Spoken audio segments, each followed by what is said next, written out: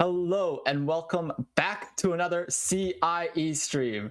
I don't know where my co-caster went, but it's okay because I can start off the stream on my own. Anyways, welcome back to day 7. Today we have the first round of our Valorant tournament.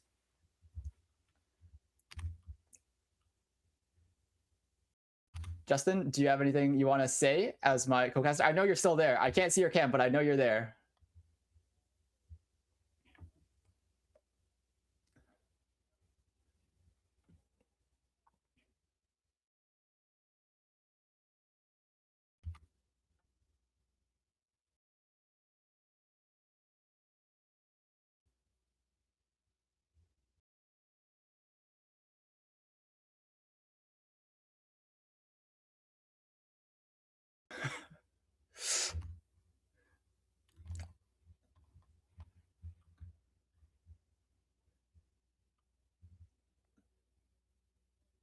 Yeah, the neon changes and the shotgun changes are gonna shake up the meta for sure. But before we get into the actual details of the Valorant game, I want to mention our sponsor, BMO, which you can check out with !BMO in the chat. BMO Next Level is a first of its kind program dedicated to helping gamers level up in game and IRL. You can open a BMO savings student account and get up to $950 in value, including $175 in cash with BMO's current student offers. You can also visit bmo.com/students for extra details.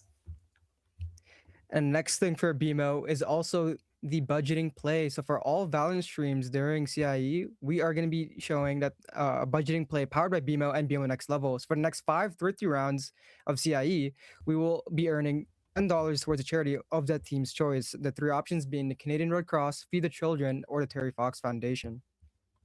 That sounds pretty sick. And finally, last but not least, 1of0, our third sponsor. They have supplied CIE with 6 gaming mice that can make you better at what you do. As long as you type !raffle into the stream chat at any point of any of the streams, you can enter the raffle to win one of these 6 mice. You can also learn more about it by pressing !1of0 in chat. Now we can start going over the teams. Yes, sir. Team 1. We're looking at Carleton University, the captain being Minho. Second player, one of their duelist players, Kit McCat. Third player being Akiko. Fourth player being Fidel. And their 5th player being Tigers. Yeah, I mean, Carleton, we don't know much about them, so they're kind of, an unknown team. They could make a surprising first game, right? We know a little bit about York. We've seen their previous runs, but Carleton, they could be an element of surprise. They could shock us today.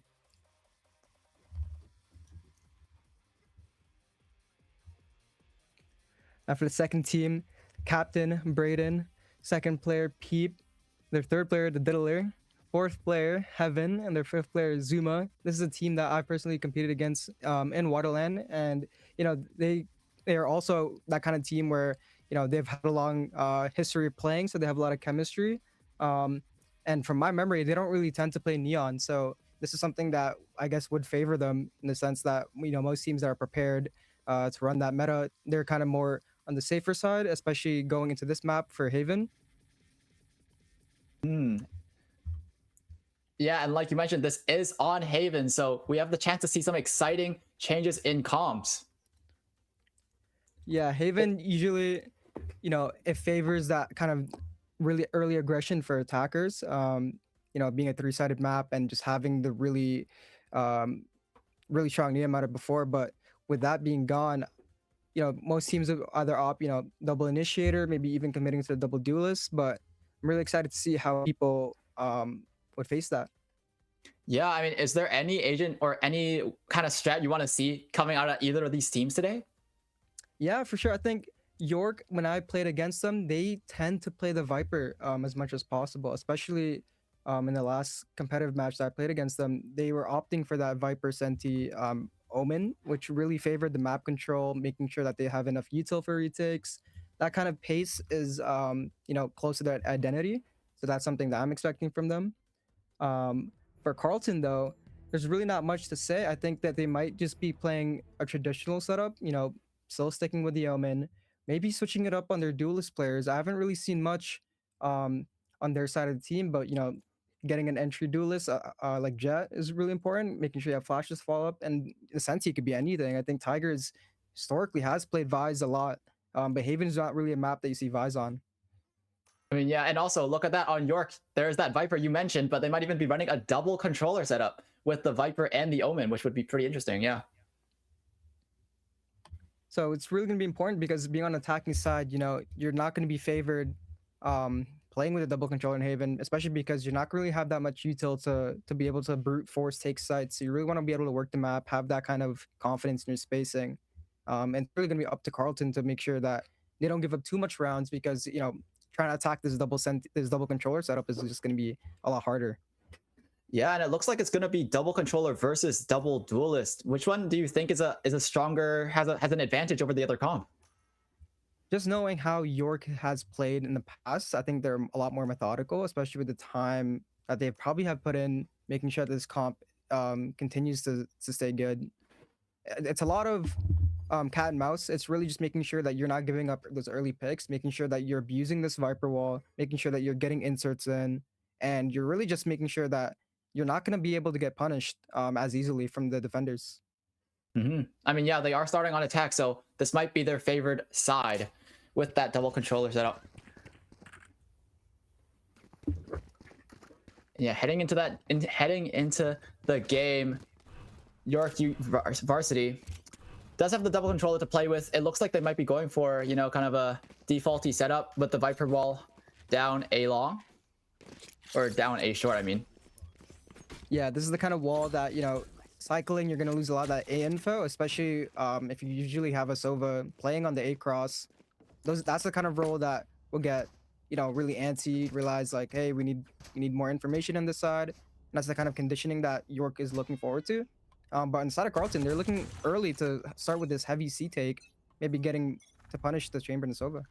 Yeah, the C fight early could be huge. That Sova jump peeking gets away with it though. No damage taken just yet. The shock dart actually does find some damage onto the Jet, but now the rest of Carlton rushing down C long, cornering the Sova. Michu finding the first pick already onto Siyun, trying to protect the Sova. And the Sova stuck in the corner, finds one somehow before falling to Fidel. And now the rest of Yorkie rushing on over to a free A site. The Cypher Camp is going to spot them out, but that's a free A site for the taking. Yeah, 4v3 retake on the side of Carlton. They're here trying to reconvene. Sova's being wary of this mid flank, but, being down a player, it'll be really hard for York to make sure that they can continue to keep this kind of pressure, especially with a player having to be back in long. Yeah, York, they might have to try and find some kind of early pick, but instead, they're going to be playing further back. The Omen Blind going to be invested early. Doesn't hit anyone just yet. Instead, the Viper not going to find anything on the jiggle. All the members of Carlton now rushing onto site, finding Braden, but Peep fights back and finds one of his own. Promise kept on site, finds one Peep, one as well, and now York, you find the pistol in a 3v4. What a round. Really, really good trades from Peep and Promise there. Just making sure that they're not being seen and they're working around that backside smoke that inevitably won them that round. I mean, yeah, that was a great open smoke just to play around and stall for the post lane. Even if they had managed to get the kills there, it didn't look like they had enough time anyways. Yeah, really strong showing in the initial strategy from Carlton, making sure that they can get that kind of pressure. They did have that favorable round going in, but into this eco, they really have to make sure that they're not going to give up too much space so that they can try to punish York more. Looks like they might have a little bit of a trap down in short. The Omen Blind gonna be popped at first sight of Cypher's contact. Oh, but the Omen's left. And now the rest of Carlton. Tigers barely misses out on the kill. The trap doesn't work out, and that's the Omen blind invested and gone already. York U playing it slow, playing it safe. I like it. They're playing very methodical, like you said early on. Yeah, trying to make sure that they're not, you know, giving up too much picks, trying to stay together. Chamber over here, almost walking back. Wow. He could find so two much. players in Carlton. Turn right. Oh no. Kit Midcat instead, finding the first onto Zuma. A second even onto Zangi. Seun finally finding a trade back along with Peep. Tigers finding one more as well. Brings it down to a 1v2. In Carlton, that's Sova. Akiko gonna have it all to do. Gonna be spotted out by the trip as well. Yeah, now that they have the information find. here, they just need to play a little more safe. Outlaw going out to peek, keeping back. And now they're doubled up. Omen staying close. And Akiko. Akio has found a gun upgrade though. He has a Guardian in his hands. It's winnable. Oh. Hearing the Omen TP, getting hit by this one-way up and short. Trying to sneak by, see if he can get anything. Sees the jiggle on Omen. Kills the Omen. Does get the first kill. But Ooh, Seun shuts Seun. it down. He's just too good with the Outlaw. And a 3k to keep the eco ahead. I mean, if I'm on the side of Carlton, I'm still really happy about that round. You know, being able to force plant, making a 1v1. That's a lot of value, especially with Kit getting that timing, getting that double with the classic. That's just something that, you know, wouldn't really have worked if Seun was just there a little earlier. Yeah, absolutely. And that's a lot of guns lost from the side of York U. They're going to have a pretty weak buy going into the gun round for Carlton. I think York is opting more for a heavy garage, starting out mid, trying to work more of the util. Brayden picking Fidel on that top B angle, and That York Jet continue to work walking into out garage. short, though. Yeah, I mean, they have garage control now, but that Phoenix could play spoiler. Flashes out, doesn't find anything though. Instead, Sangi turns around and 180 headshots him. Tigers finds just one before Peep trades it out, and now York U collapsing onto Seaside. Brayden even finding the flank from Michu, and once again, it's just Akiko left in a 1v4. And he can't even find the first. York U looking great right now. Yeah, just snowballing that round, you know, starting off with that Omen pick, losing that initial smokes, being able to deny any more smokes for the side player on C, just really difficult for Cypher to get out after getting one. And again, Brayden just punishing that early garage push on the retake, just making sure that they keep their numbers. Looking really clean. Yeah, I mean, York U, like you said, they're the more experienced team, so right now they're looking like they're at an advantage.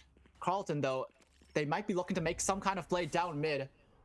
A triple hold in window, walking down mid now. Silva Drone, though, is gonna spawn out two of those players. Kit, once again, finding an early pick, this time on the chamber. And it's somehow gonna get out despite being pinged up. What just happened? I have no words. It's fine, it's fine. York do have A site, and they do have the gun advantage. Even though Carlton have the numbers advantage, they don't have the guns to fight back just yet. Yeah, Carlton with the Phoenix also just having that extra life, able to be playing it out here. Looking like they're coordinating their retake with the Omen blind. And Phoenix has gotten the gun upgrade from that chamber pick he got early on, but Zuma spams out the Phoenix up before he can find any piece of value. And now the Omen blind's gonna go through for even more stall. Michu tagged up to 1 HP, and Zuma just gonna spray on through, get two, maybe and get a third. Yeah, why not? And now just Akiko once again. It's always Akiko, isn't it? Yeah, being chased, and there's not much you can do in that position. Zuma getting 3 off that Viper Orb. I mean, this is the kind of value that you get from this comp, being able to work it slow and having so much util to deny that retake, just really important. And Zuma being in that position, really hard to punish, really hard to trade. There's really not much Carlton can do, even with having no guns. Yeah, I mean, we're seeing the value of the double controller constantly on these retakes. Every single time York U get a sight, it just seems so impossible for Carlton to get back onto it.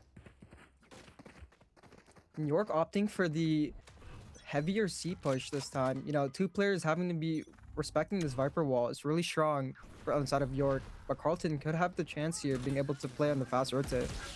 Yeah, and they're lucky too, because that Cypher tagged up and also no trips to play off of, just a cam in a cage.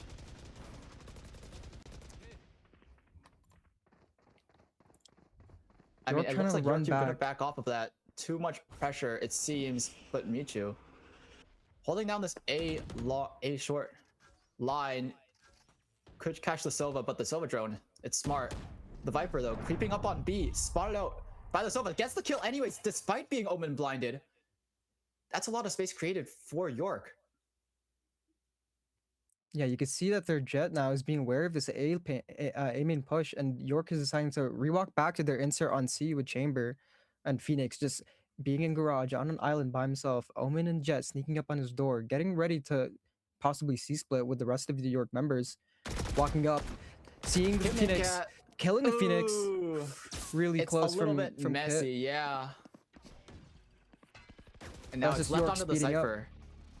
Tigers, middle of sight in his cage, finds the first onto Siyun, and it's clean kill as well. 8 bullets in the magazine. Manages to pop the Cypher ball and find a second as well. He's doing it all by himself. Tigers and Michu now chiming in, and it's just Zangi left alive. A 3K though makes it close, but Tigers, safe pair of hands, finds the first for Carlton. Really insane from Promise there, almost making the number disadvantage crawling back. I mean, Tiger's on an island, making sure that he can secure that ult, and everyone else falling up is really important there.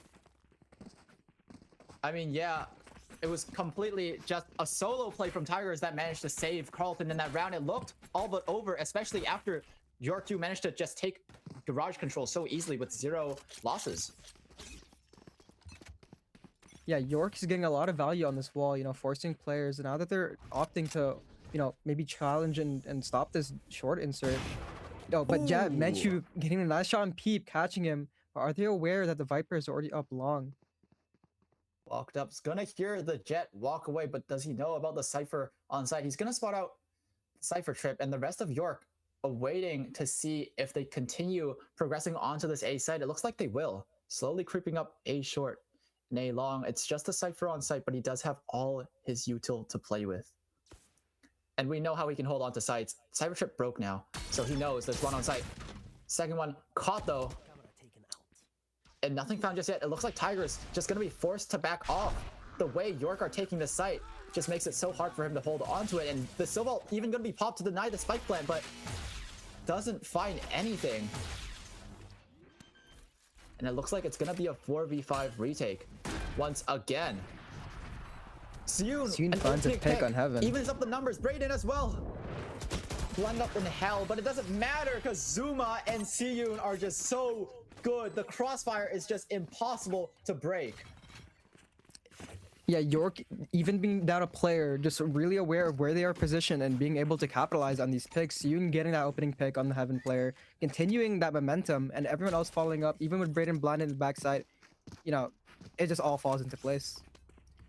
Yeah, and York right now, they're just looking so strong. I mean, that site, they just practically walked onto a site with the Cypher chips, and it worked. Yeah, you know, on the side of Carlton, you really want to be able to make sure that you're kind of challenging some of these places, getting more information. It's really hard because, you know, if you're stacking one of these 3 sites, there's just 2 other sites that York is opening or walking on. Yeah, and it just feels like York, their calling so far has been so strong.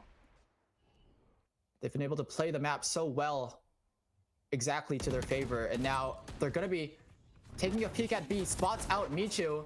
A little bit of a tag, but just 2 knives left. It's going to be hard to hold on to B side, but it doesn't matter because York changing their minds, thinking twice before hitting that B side. Instead, it looks like they're investigating towards garage and maybe even C long. Yeah, Omen walking back to regroup with the rest of York, trying to rewalk back the C space, and it looks like that the rest of Carlton is seemingly walking towards a They stack. have the You know, wrong Phoenix read. being close. I mean, yeah, it's just the Phoenix on site right now. Fidel might be close enough to help, but with just a classic, it might be a little hard. It's looking rough. This Sova drone doesn't check the Spotting corner. Wait a Omen. second. Kit could go huge. A little whiffy, but finds the kill anyways. And Zuma just cleans it up. Oh no, too many bullets spent on that first kill. Fidel now trying to make a play. TP's into the smoke. Peep, though, it doesn't matter. He doesn't need to see them. Peep, a 3K on the round. I mean, it's just the gun advantage, it seems. There was a chance from Phoenix there to hopefully get one more with the Sova being blind. But again, just really good coordination from York, taking their sweet time, making sure that the util is getting cleared out. Corner not being cleared, but just ensuring that the trades are just not, you know, being fallen behind. It's just too much for Carlton to try and counter right now. Yeah, York, I mean, their fundamentals look great. Their spacing when they're executing onto these sites, it makes it every single time they get one pick, they instantly are able to trade it, and it's just so strong right now. Michu swing out of garage, almost catching the Omen. Promise getting 2 over on the A side. I mean, Promise Kept is just looking insane right now. Siyun finding one as well onto Akiko, down C long. Michu gonna have it all to do, pushing out of mid. Might have a timing, just gets one. Promise Kept shuts it down before he can even start, and now it's just the Cypher left. Tigers, we've seen him do great things on the first round for Carlton, but this might be a little too hard.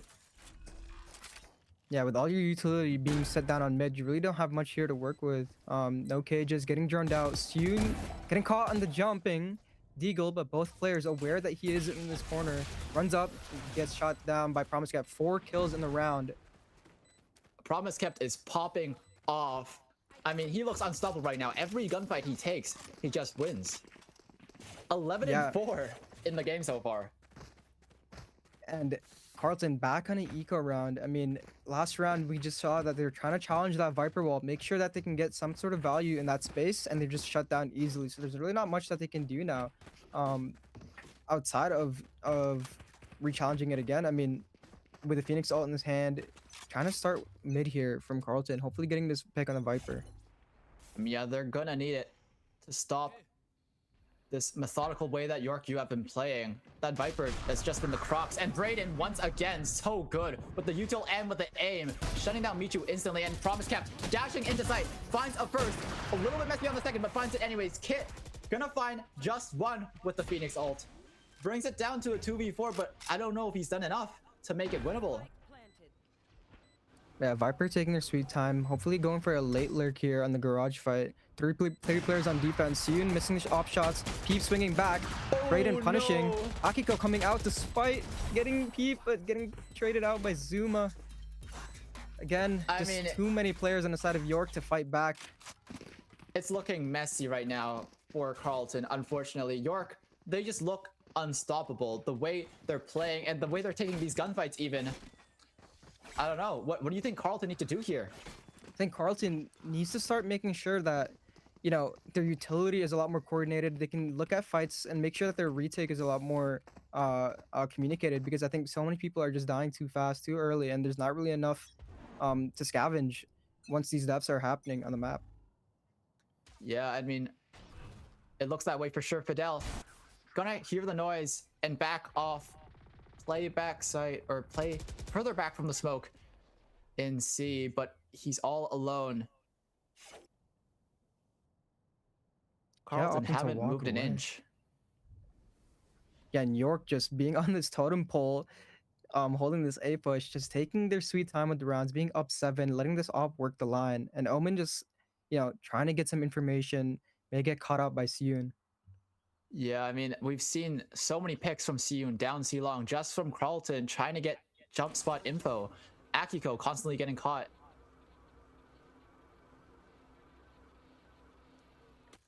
The redrone down mid as well. Yeah, I mean, they're playing it so smart, playing it so methodical. Carlton, though, aren't falling for any of the baits Dart not from York breaking just the yet. trip. That is not a great miss, but it doesn't matter because the updrap's on top of it. Manages to stay alive for now. The Phoenix Flash doesn't even hit. Michu, though, finds the trade, thankfully. And now that Cypher ult gonna go through is gonna be helpful for Carlton. Fidel gonna have it all to do. Finds one on site. Michu supporting his Omen. Finds one as well. And now Brayden, it's a sprint towards A. It's even gonna make it. That Sova doesn't have enough time. They're gonna have to sprint towards B now. But the trip, it isn't broken. It's gonna slow him down. Could this be the reason why they lose the round? We don't have enough time. I can't believe that initial shock dart just lost on that plant timing. Oh And my Michu god. securing that round with 3. I mean, that's literally what we talked about pre-round. They just need to make sure that those deaths that are happening in Carlton's side are impactful. They're not dying first, and they're making sure their utility is doing their job. And I think in that round, they just, you know, with the Cypher ult, getting those initial picks, even despite being pulled away from C, having a strong enough retake, and just pushed York off their pedestal. Yeah, I really liked how Carlton played that round. They played it really safe, and they weren't giving these early picks to York as easily. I mean, we saw Siyun trying to hold that C long, but he couldn't find anything. And now Akiko down A long, jiggles and spots out 1, maybe even 2, but plays it safe for now. Yeah, 2 players on York just walking down this long fight, trying to see if Sova will do anything. Omen trying to sneak into garage, sees the trip, knows that Cypher is dinks Cypher through the wall. Gets a nice shot, but misses on the trip, and it costs him. Oh no. The extra time spent shooting the trip gets him caught in the open. And now an early pick for Carlton, and the Odin spam as well. So good from Akiko too, somehow, through the jet smoke. Tip though, on site, holding on to site, catches Zuma, and now it's just that chamber left alive, and the spam is good enough. 3-8 now for Carlton. They're coming back. These are the kind of rounds that you really want, especially going into the next round after this, or next half after this. You know, you want the momentum on your side going into attack, especially with double duelist. And Carlton looks like they just woke up. I mean, they're just playing extremely safe, playing super strong to their sets, to their setups, and you know, communicating with the blinds, looking for double fights. Akiko getting the 2 on that jet dash. I mean, just really great individual and team play all around. Yeah, I mean, they look so much more in control, but also the individuals from Carlton really showing up these last 2 rounds. That 2K from the Sova was so huge for denying that A site take. And now, your Q, it looks like they're going for a good old-fashioned B hit. Jet dashing in already, tagged up, down to 1 HP, and getting caught by Michu. The Sova even going to be invested just to deny York from getting onto that B site, and it's working so far. They haven't gone a single bit of space. They have the Viper wall in sight, but they still can't get on site. Yeah, and Cypher being up on C, just getting that information that they're not up yet, getting stalled out by this Viper pit. York being split now. This Cypher lurk could be huge. Has the chance to catch that Sova.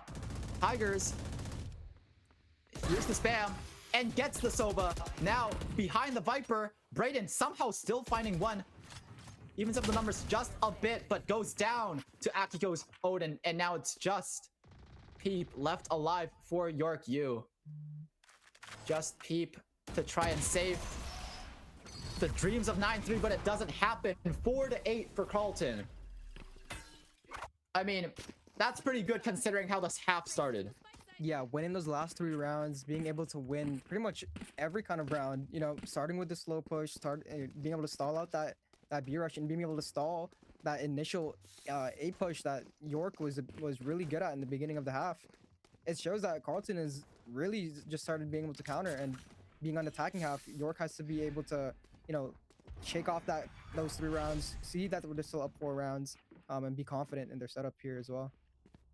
Yeah, I mean, 4-8, it doesn't look like the greatest score of all time, but it's better than it started, and Carlton do have the advantage, or have the momentum going into this half.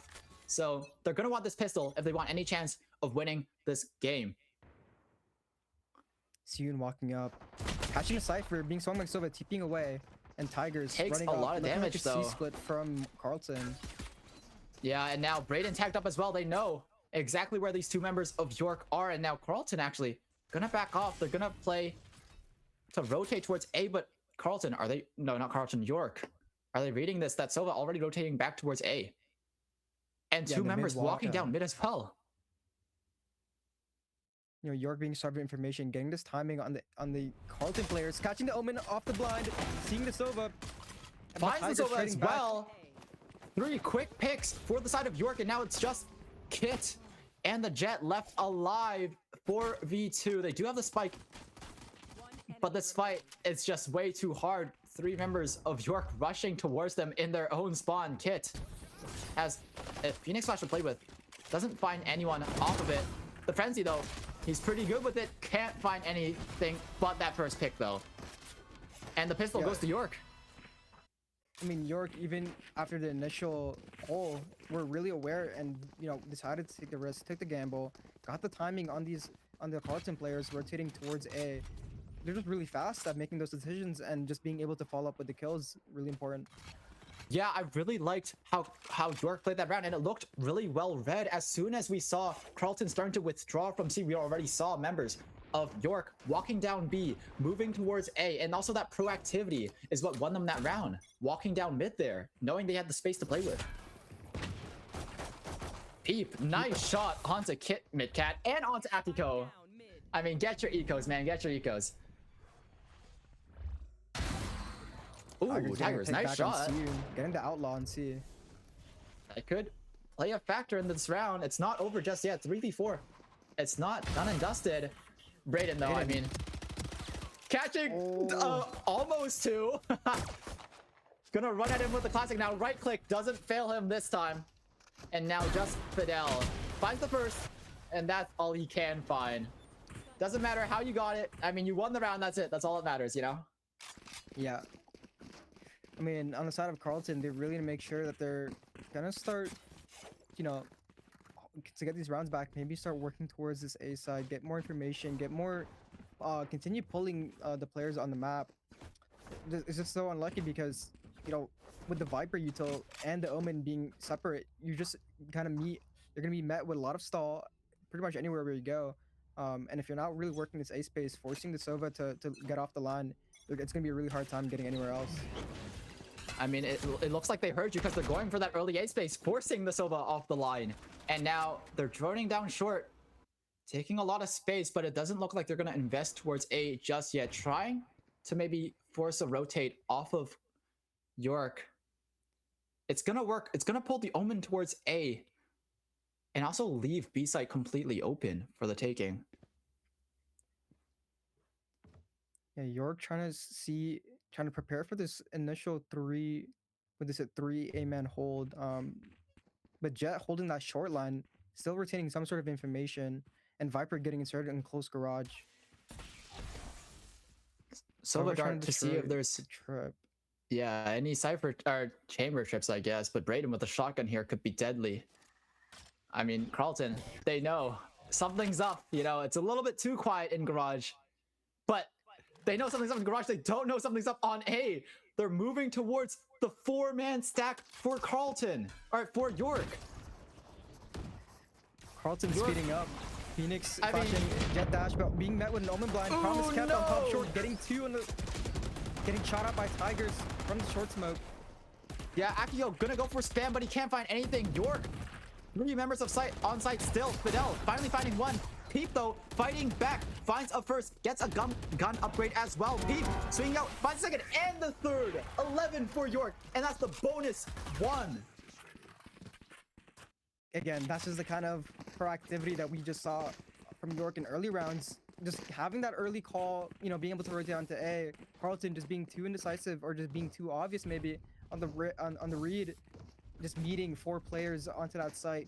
Somehow getting into a 1 player on the site, but Peep just really strong at that graffiti angle, playing around his own smoke, being able to switch weapons and just, you know, get those last 2.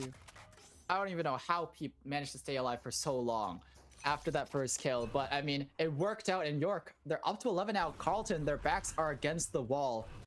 They're gonna need to find something big this round, and that's not gonna be great for that. Akio getting caught by Promise Kept in mid. They're gonna take garage. No contest there. But 2 members of York are worked up C long. Oh, Fidel getting caught trying to trade as well. Michu finally shutting down Promise Kept. But, I mean, that's 2 down already, and you don't have the gun advantage. And Peep somehow being in their enemy's spawn. He's gonna find the spike. Bomb. Oh my god, Peep. Yeah, trigger discipline. Gonna find the first and the second. Flicks over to Michu to deny any semblance of hope, and now it's just Tigers left. The trip gonna spot out the Odin, but Just a sheriff with 3 bullets. He's gonna have to get a quick one tap. And he can't. Brayden swings out for the Sova, and that's 12. Match point for York Varsity.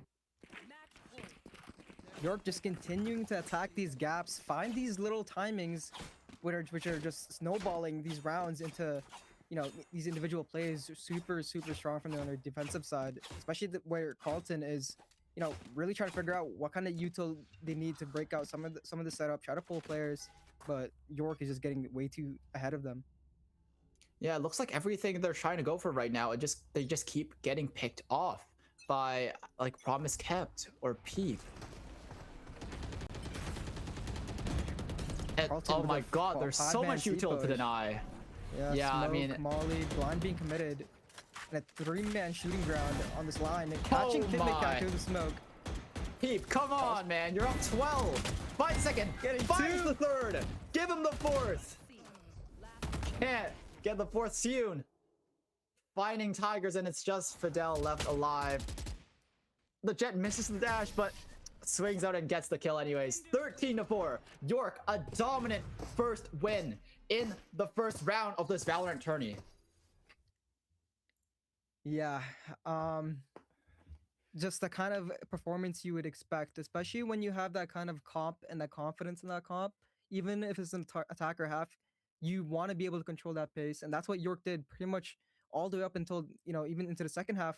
Just being able to take fights confidently, work that space, and, you know, walk forward when they need to, getting a lot of information and great calls all around. Even with Carlton, you know, working back some of those rounds, getting really good retakes in, trying to adjust to that pace, they just weren't able to keep up, being able to attack against the double controller.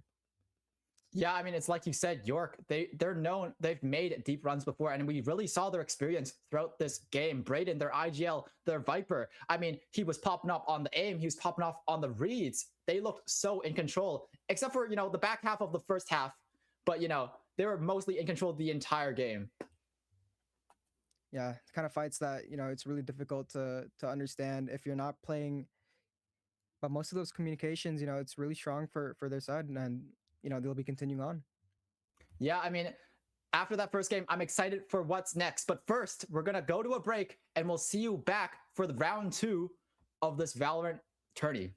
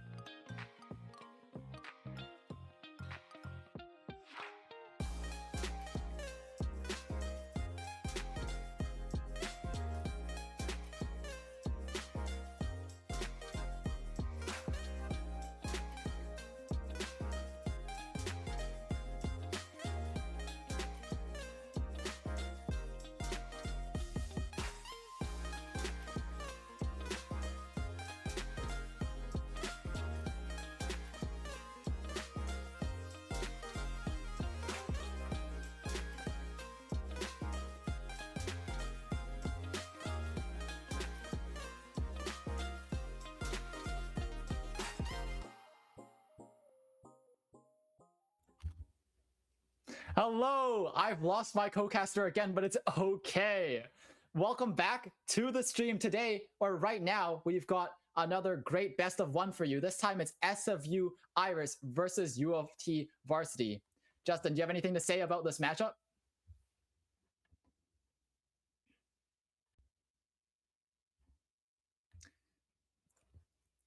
Okay, well, Justin doesn't have anything to say about this, but I do. As I'm from Western, we did recently run our East versus West tournament, which SFU Iris actually won. So we have seen SFU Iris perform really well before in these kind of tourneys, and especially on Haven. I remember seeing their Haven, and it looked pretty good. Justin's still not here. It's all right though, because SFU Iris, we've seen their IGL, which is I believe Reyes, or either Reyes or Heaven. Def Heaven. It's Def Heaven. Def Heaven, I think, is their IGL. And we have seen them play really well. Their reads on Haven look really good. So this map being on Haven could be in their favor. U of T, I know a little bit less about. When Justin comes back, he might be able to tell me more about that team. In the meantime, though, I mean, SFU Iris, we're going to be looking to see a kind of their standard Haven comp. We've seen them perform on Haven before with Chamber, with subs even, and they still looked really good. They were 13-0ing these teams, or 13-4ing. On the other hand, though, U of T, they're not to be trifled with. I mean, they have really strong players on their team. Axel, their IGL, could also be playing the Duelist.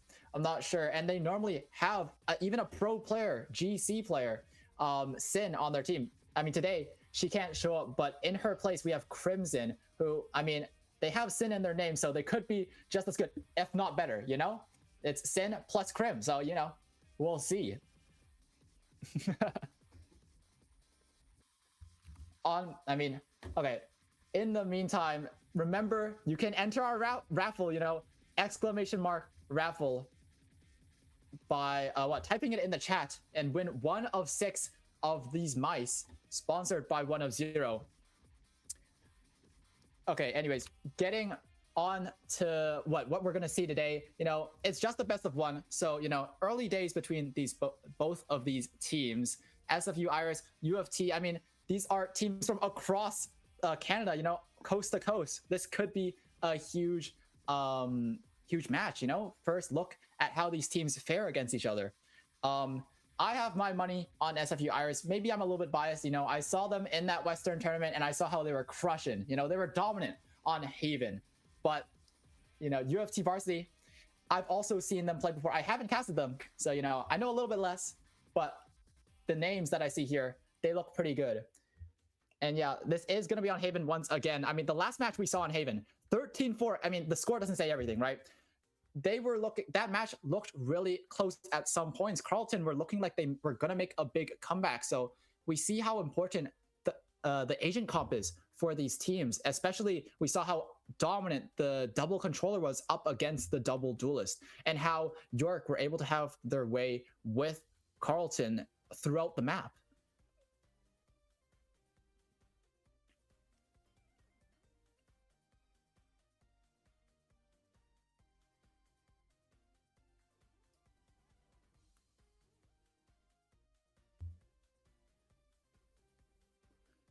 Yeah, I'm so glad you're back, Justin. Now you can tell me, are U of T an insane team? Should I be worried about them?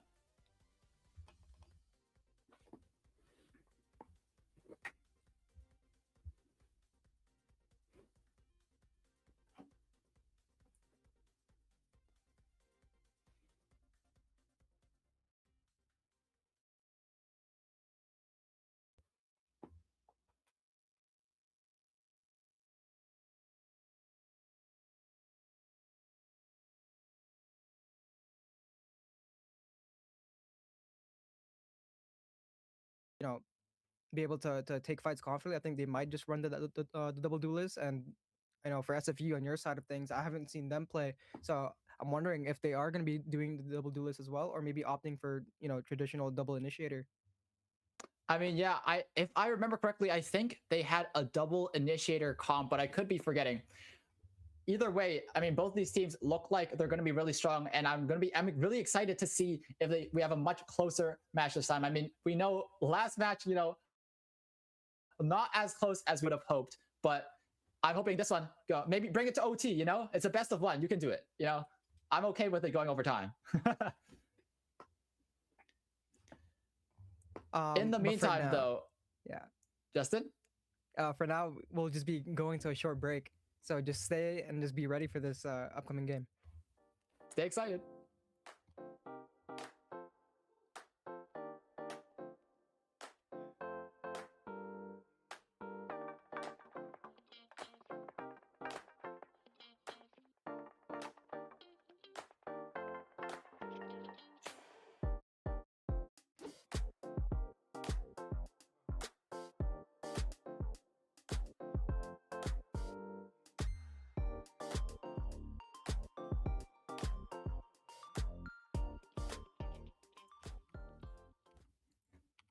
And we're back from the break already. I mean, I know you missed us. We had to come back quick.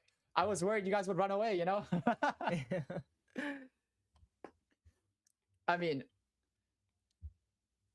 all right. So again, about Haven, so watching that first map with Carlton and York, we got to see a kind of non-traditional comp, something that you would morely see on VCT, not really on the collegiate level, playing that double controller. So I am really excited about, if there's that kind of interesting creativity that you would normally see. But on the side of UFT, they're really confident with that Reyna Jet double duelist pick in the chamber. Again, this is the kind of comp that you would normally see in ranked, but just having that kind of aggression is something that people would rather lean towards and are really confident in playing. I mean, yeah, I can completely see what you mean. Right now, when I'm looking at that UFT comp, it just looks so aggressive, so individual, right? That Reyna, the Chamber, the Jet, these are all such individual agents that rely on their firepower. Oh my god. And there's not a lot of supporting util from the side of UFT, just the Sova and the Omen to support these kind of aggressive duelists. Yeah, so you're not going to really be able to see more of that slow play. You might be able to just take fights based off just really who you're seeing first, or maybe just we're going to see something traditionally different from what we saw last game. It's going to be a lot more rushes, 5-man hits. And on the side of SFU, getting that KJ pick, having the Phoenix up, not really opting or showing the second or the last character, but I'm assuming it's going to be an entry duelist. But Reyes just hovering over that silver pick. That's the kind of, again, just a normal double duelist setup that you would have, flashes, dash in for entry. Both sides being really similar, but the KJ in the chamber, I think, is the biggest difference. KJ being able to hold a lot more space, having that kind of damage util, while Izo having to be a gun up, challenging a lot of these angles, a lot more punishable. So it's going to be really different on how, the defenders are going to be facing these fights. Yeah, I mean, yeah, we could be seeing all the difference in that KJ versus Chamber pick, and also SFU Iris starting on defense. So we might be seeing that KJ impact really early on. Haven going on that BO1, it's gonna be a really interesting map, because this is the kind of map that I feel like across all levels, not just collegiate, a lot of people have played, with the map never being removed in ranked, being through and surviving through all kinds of meta. It's the kind of map that really forces players to just be confident, have more of those fundamentals, because if you're not taking your timing and being able to communicate with your team, you're gonna get punished for a lot of these individual plays. Absolutely, and UFT, they have a pretty scrappy comp, so I'm wondering if we're going to see a scrappy fight early in the round already. I mean, SFU Iris look like they want to barrel down Silong instantly and maybe catch that chamber off guard. Izo here swings out, one tapped instantly by Shrekasaurus. What a shot. Izo goes down, and UFT Varsity creeping up B. It's an empty B site. There is an alarm bot there, but instantly SFU Iris off of that early pick, they don't push forward. Instead, they rotate back towards Garage, back towards B. Axel, though, swings in, gets scoop. Shrekasaurus trades it back in Crimson, finds one as well, evens up the numbers down to a 3v3. Reyes gonna get tagged up as well, but Akira, huge flank, catches Thorns. And Reyes as well on the other side. Two nice shots, brings it down to a 1v2, and oh my God, are we Akira gonna just see getting it? hunted. Don't Nah. do it. He doesn't do it. Def Heaven gets the kill onto Akira. No knife I this thought we were time. gonna see a knife there. Yeah, me too. I mean, would that have been the first knife of the tournament? I'm not sure. No, and for this tournament, actually, yeah, for Valor. For Valorant, but really, yeah. really interesting. Start from the defenders getting that aggressive pick on Chamber, just being able to not get greedy, go back and challenge this B fight. Jet being in that position to trade out Axel. Again, just those really important entry picks, forcing the rest of their team going on to A, and Reyes just cleaning up with the Deagle, super confident. Yeah, just nice shots from Reyes to completely keep control of that A site. And now UFT with a low buy, gonna be making their way towards Garage. No fight just yet. Shots being It's shot gonna be out difficult. by Jet, sneaking up onto this alarm bot. It looks like that they're aware of it, but they're just taking their time. And Thorn Yeah. walking back onto the garage stage angle, getting caught by Axel with a Ooh. bandit. And What a KJ shot from following up. Axel. Smoke being thrown down. Jet trying to be wary of this possible C take, and the garage players in UFT side just taking their time, breaking the alarm bot and not really taking, an aggressive stance here, just continue to wait. Phoenix getting into the garage window. Jet slowly walking up tunnel, trying to do a crunch. Will they catch Zen in this corner? A Shrek nice catches shot. him. I catches him. Yeah, Shrek gets that first pick and now evens up the numbers. UFT Varsity gonna have to make their way onto a B site full of KJ util. Somehow still finds the KJ despite all of it. Titty Scoop gonna be looking to trade it out. Can't find the kill just yet. Finds it finally, but Izo swinging around and the right click works out. 2-0 for SW Iris. It wasn't the cleanest, but I mean, they got it done. Yeah, I really like that from UFT. Still trying to control the pace of how the enemies were going to react to their space. Zen, however, just being caught out. But the rest of their team just leaving him. It may have just seemed a little too obvious, just keeping him in the corner while the rest of the team just running away. But again, just those opening picks from Axel and getting another one on that back B side, just showing the confidence of his duelist picks. Yeah, I mean, right now, Axel is looking on top of things with the aim, getting that early pick constantly, but we're going to need to see a little bit more than that if UFT Varsity want to win this round. They do have the gun advantage this time around. Phoenix getting the ult even on going for the bonus. ult. Yeah. Spreading out the Sova as well. So they know two members are on A at least. SFU The opting for a Bucky fast push. in the Phoenix's hands could do so much here. The Bucky, is he going to find anything? No one's rushing them to smoke just yet.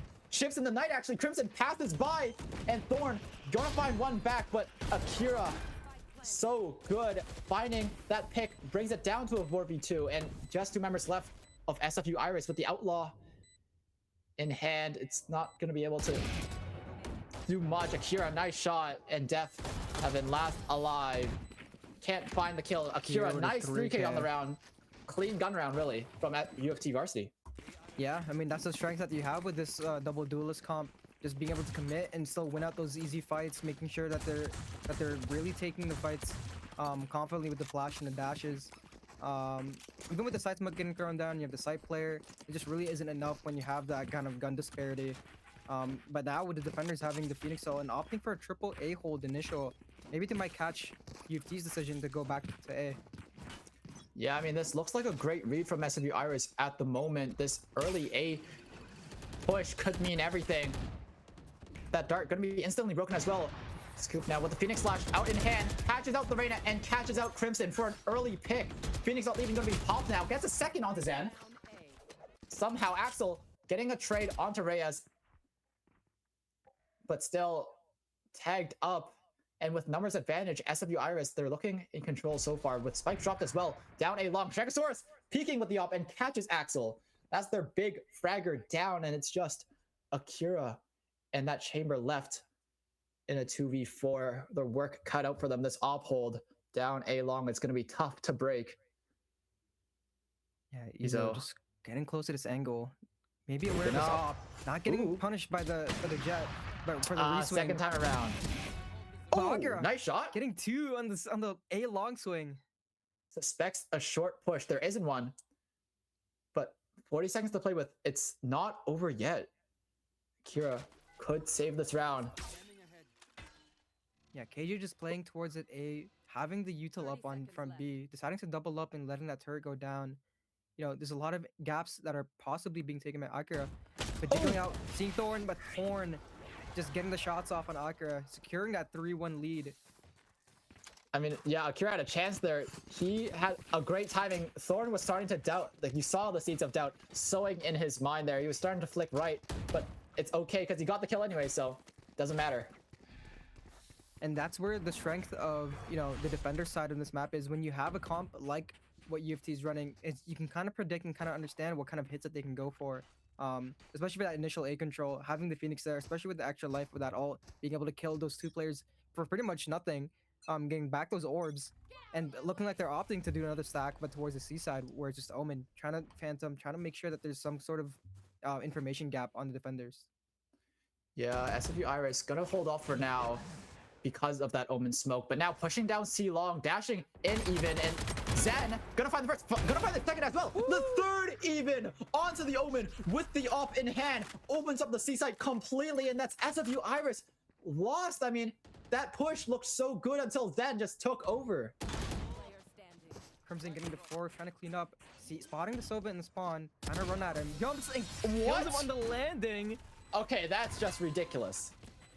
Wow, that round overall was just extremely individual, but Zen just having that timing, being able to have the confidence to go for all 3 kills, making sure that, you know, he didn't give up his initial position, and SFU taking that decision to, you know, start to take the initial control, try to timing the Omen, just didn't work out in their favor. Yeah, I mean, Zen really, I mean, he just took over the round, really. UFT Varsity now up to 2 rounds, and they have a gun buy for both these teams. It's going to be full out gun round. Reyes going to be caught out early, tagged up a bit, but spots out so many members of UFT Varsity. Opting for their patent 5-man air rush. And it's like you said, the individuals, the fraggers, going to be caught out though. Titty Scoop finding the first. Akira finds the straight back, but Titty Scoop, a collat to get 3 on the round so far. A chance to find a 4th. Thorn finding the Reyna, and now just as a left alive, gets the first, but that's all he can find. What that is an individual showing. Budgeting play Thrifty. That is a Thrifty, you're absolutely right. On the side of SFU. Wow, just Great insane call. shots coming out from Titty Scoop, getting that backside, getting the collat, Thorn TPing, and getting another one with the classic. Just insane momentum and insane follow-ups from all those players. You know, it looked like UFT really had the map control, especially with the gun disparity. You just thought that they were gonna win that round, but those shots were just something to an answer for that take. Yeah, I mean, and that's $10 for the charity of their choosing off the back of that confidence from SFU Iris. I mean, we talked about UFT Varsity's individuals, but SFU Iris, they're not afraid of this. Shrek even walking up A-long with the operator in hand. Thorn finding Ezo on the other side of the map. Shrekasaurus as well, gonna find Crimson. Just separated picks. And now UFT Varsity have to dash into a B site that's being held, but Thorn gets shut down instantly instead. Soval even gonna be invested, and the Phoenix ult. They really wanted to win this round, and Axel, he's not letting it happen just yet. Gonna deny the Phoenix ult any information or any value, but Shrekasaurus on this flank. And UFT knowing that A main control is clear, Axel getting punished by TD Scoop, Acker getting the trade back on the mid player. Now I don't know if they're aware that all 3 are C, but SFU trying to run out, getting caught by Zen, and then out can't the do it again. Akira, getting the 1, and it's a 1v1. Super low in HP, but bomb is planted from B. Here in the KJ, Ooh! and he taps. Insane from Akira, 4K clutch. Wow. What a shot from Akira. 2 bullets in the mag, but he only needed 1. Gets the shot and gets the clutch for UFT Varsity. Extreme. What a round to win as well. Especially with the amount of, you know, pressure that SFU was initially putting with Shrek on the op, getting that flank line, but it's getting shut down by Akira, and just the trades coming from Akira's side. Wow. I mean, yeah, it's just incredible fragging right now from the side of UFT Varsity. So if you're looking to take some early mid pressure, Axel killing the KJ on C. Yeah, I mean, that's the KJ already gone, and that's C free for the taking. Shrek even going to be caught in mid. Crimson, nice shot, but TD Scoop spreads out, gets 2. Third on the round. Once again, is he going to take over? 6 bullets in the mag. Knows exactly where Zen is, swings out, but can't find the kill. Zen instead gonna deny him taking over. Gets 2 of his own, and just Reyes left in the 1v2. Spots out the Phoenix, or spots out the Omen. Does the Omen see the Sova though? Gonna check garage. Reyna, Crimson.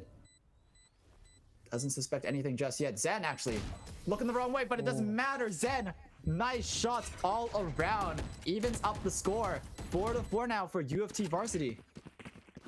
Yeah, both sides, both teams showing these insane individual plays, just stepping up to the plate, being able to get these multi-frags in these positions that normally you just think would just get one and maybe get traded. But yeah, 4-4, this is pretty much anyone's game. You know, even with the attackers looking for more, apart from 4, SFU just not making it easy for them to get any. Yeah, I mean, T-Scoop, I don't know how he keeps finding these 3Ks, but I mean, he's working his magic and he's clean. Ezo though, Chamber ult, gonna find the first onto Reyes. Collapsing down into mid. Zen gonna get caught out even, but blinded out by the Omen blind. It's a scrappy fight. What's going on? Gets the kill finally onto Zen, and that brings UFT Varsity down to a 2v3. Akira gonna get the plant down, and we do have the Chamber up holding his heaven. Gonna be able to play the long lines.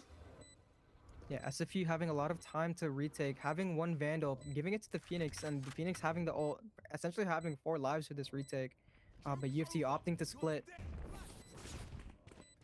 T-Scoop now investing the Phoenix ult, somehow has it once again. Ezo though, nice shots so far. Gonna catch the Phoenix ult, gonna catch Thorn as well on the trade. But Shrek and Titty Soup clean it up. Nice shots once again. And is that another Thrifty? Yeah, that is another Thrifty. Once again, another $10 for SFU Iris. I mean, I guess they should just buy sheriffs every round, right? Yeah, I mean, that's probably already a second ult that we're seeing. Probably a possible 3rd ult for this half, and that's the strength of Phoenix on this map. You know, still having the double flashes, having that 6 orb ultimate, and also having the stall molly, having that firewall to heal. It's a really versatile duelist on this map, and you know, Titty Scoop mixed with the insane shots, just showing the strengths of this character. Yeah, I mean, it's just crazy right now the way he's hitting these shots and saving SFU Iris. UFT Varsity now gonna play towards A main. Gonna invest the Sova drone to clear out that A short space. Get a little bit of pressure onto the Sova, onto Def Heaven on A site. And now they're creeping up A long. Are they gonna be able to win this fight? There's just 2 members on A site, but they do have the KJ setup. Doesn't matter though, if Reyes kills them all by himself, gets 2 on the round. Akira trades it out finally, but that's numbers advantage for SFU Iris already. And Ezo gonna try and find a pick, but he can't. Shrekasaurus, in fact, gonna catch the lurking Omen Zen. He needed a play to save the round, and Akira gonna find 1. Ezo could find the 2nd as well. Nice movement, nice jiggles, gets 1 and spots the Phoenix backside. The Phoenix Flash gonna catch both of them, but doesn't find a kill just yet. 16 bullets left in the mag, but it doesn't matter because Akira and Ezo win the round off of aim alone. Yeah, that flash from Titty Scoop, catching both, but not getting that space to be able to see that they were both flashed. Really unfortunate on the side of SFU. And just taking those individual fights and UFT just coming out on top really just showed how confident they still are. Even despite being down rounds, or down man in that round, they're just being able to bring that back. I mean, yeah, SFU Iris, their spacing also there was so great. It made it really hard for Titty Scoop, or not SFU, UFT Varsity there. Their spacing there was really good. Yeah, now they're opting to a 4-man C start on KJ solo site. Yeah, taking Phoenix taking that early A control on the Omen side with this angle. Oh, sees the jet, wasn't able to punish her. But I mean, it was a nice idea. They know that they're coming into this. Oh, I guess it was initially a 2-man stack.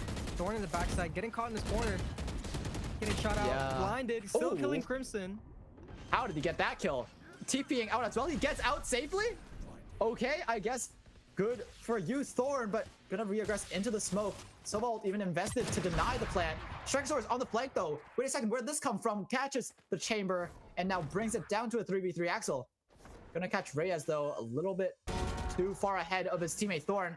Nice shot so far. A 3k on the round brings it down to a 1v1. Jet versus Jet. One has the knives, the other one could pop them, but he's down to 31 HP. He doesn't know exactly where the Jet is. He's repositioning all the way towards A. Shrekasaurus, the long way around.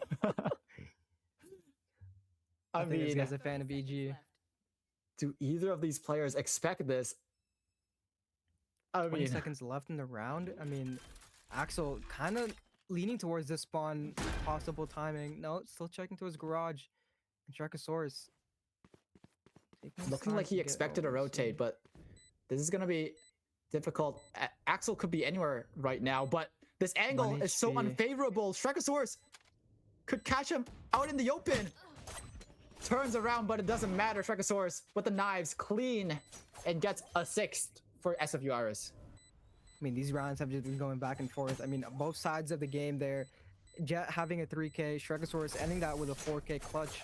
Just being able to, you know, navigate that round. I mean, Axel, really not much you could do there. 1 HP, 1 dagger, and that's all it took. Yeah, and also we can't forget Thorn. Thorn there, getting a 3k on the round, somehow just jiggling, getting 1 tap after 1 tap, bringing it down to a 1v1. He really saved the round there for SFU Iris. It's really interesting because the way this round's looking, we have the KGL up in hand, so for any possible retakes, but Sova on the other hand, being able to be a direct counter to that. And UFT just having the knives, having the Reyna ults as well, which hasn't been popped for this game. Yeah, not a lot of value from the Reyna ult, I guess. Crimson jumping out a window now. There, I mean, he heard you right there. Caster Curse, maybe. Gonna walk into the B site with the full KJ util in the front of sight. Dashing in is Axel, but getting caught out in the open by Thorn. I mean, a little bit overzealous on the dash, and Death Heaven even gonna find the trade, or even gonna find the second onto Zen with the Stinger in hand, and now Akira. Spike's dropped in Garage. He's gonna have to find something, anything. Spots out the Omen, but he can't find the kill just yet. Suspecting a flank as well. It's tough. They managed to get the Spike, though, for free.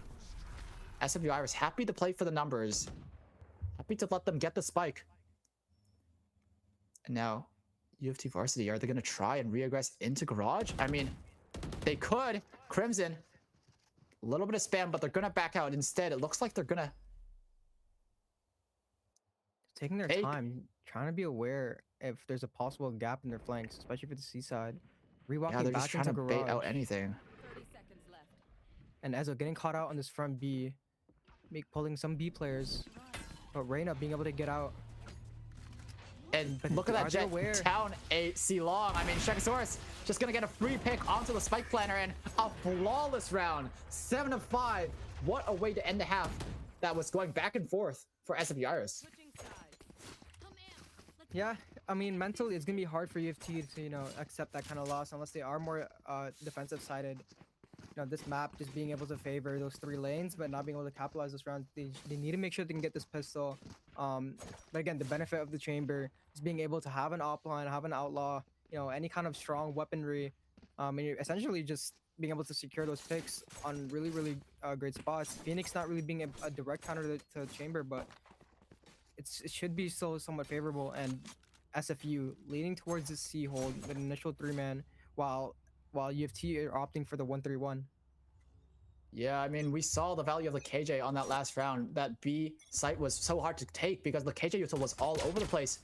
So we're going to be seeing if Chamber can match up to that value. Ezo, Headhunter in hand, Death Heaven, gonna find a little bit of damage onto Crimson early on, but that's all he'll find just so far.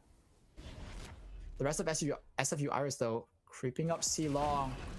Gonna execute now. TDSQ running out on site, but blinded up by the Omen. Shrekasaurus there to help, but can't find the pick just yet. Ezo finds one and gets traded out. Jet gonna dash out as well. Zen in backside.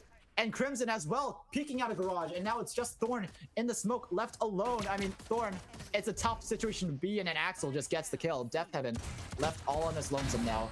1v3. 2. But it's okay. yeah, Axel's there to save the day. 7-6. UFT Varsity with the pistol. I mean, their mentality's not broken just yet. Yeah, I mean, beginning on that initial C hit, Omen meeting their blind with another blind, is being able to ensure that there's no fast trades there. And even with the picks coming in, the garage player Crimson coming out to help Zen in the backside to secure them that round. Yeah, I mean, UFT Varsity, they're looking great so far, and now they have the gun advantage into this anti-eco. They're going to be looking for those early fights, right? Reyna, Crimson, peeking down mid already. Axel on the other side. Trachosaurus making a lot of noise on this side of the map, and 4 players being pulled towards A. Yeah, I mean, that's great noise. Axel drawing all the rotates. Oh, Axel, how is he so low HP? I didn't see. I think Def haven't shot him. Maybe it's through his op. You Must have dinked him. To be here. Oh, this is a sneaky smoke. Phoenix flash out, but Axel too scared to peek out. He's too low. But Crimson walking up onto B site. He's gonna know there's no one on B. He's gonna call to his team, and now UFT Varsity didn't know exactly where SVU Iris are. Wait a second, though. Catching Crimson on the B swing. What a shot! I mean, you know you can't underestimate Titty Scoop's Sheriff. He's been insane with it so far. And Trachosaurus sneaking out the site on A. But the 2 Heaven players, Zen cleaning up from back site, blinding. Blinded up now. TPing out. Getting 3 gonna find a third even. Wow. Wow. I mean, how did Zen survive all of that? I don't know. But it's a clean anti-eco for UFT Varsity. Yeah, I mean, they're looking great so far this half. On A, just being able to punish that A read. I mean, you know, even with the mid player dying, they were able to decide, hey, I think it's probably needs to be A. Chambers on C. Let's just take this chance. And Zen just being in that position with the Spectre, having the blind, having that TP. Really great individual play from him. Yeah, not even Titty Scoop's Sheriff could save them from that round. But now they do have guns, real guns, that is rifles, in their hands. So this could be the first chance of a round this half. Trachosaurus already tagged up by the shock dart from Akira, but they're taking that A-long space quick. And Akira even gonna have to play really far back because of that pressure. Right. And now SW Iris, they're gonna back off, but UFT, they don't know about this just yet.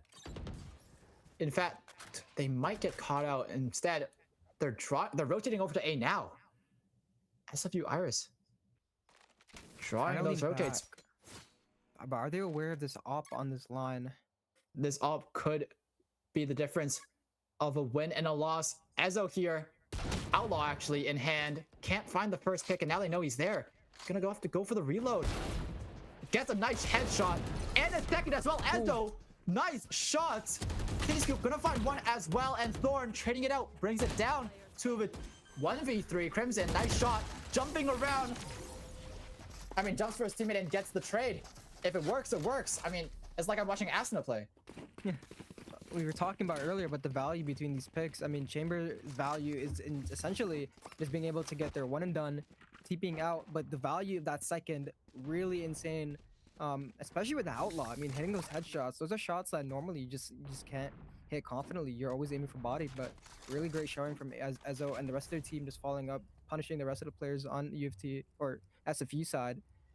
You know, just really good, especially on the bonus. Yeah, now Ezo, he's going to be able to buy the Outlaw again. They're down to a low buy, so this Outlaw, it might as well be an op this round. Akira, so close to short. Is he going to expect this? He somehow gets the kill on Trachosaurus anyways. Caught with Yuchel in his hand, but it doesn't matter. Crimson is there to back him up. Gets a 2K on the round already. All the spam in the world, but it doesn't matter if you're jumping in with a shorty. Akira, a second on the round. Now just Thorn, a flawless round for UFT Varsity. I mean, this is the kind of confidence you need. Even losing those last 2 rounds, you know, being down on the half, they didn't care. They're just continue to play, having really good rotations, and making sure they're not giving that first death as easily.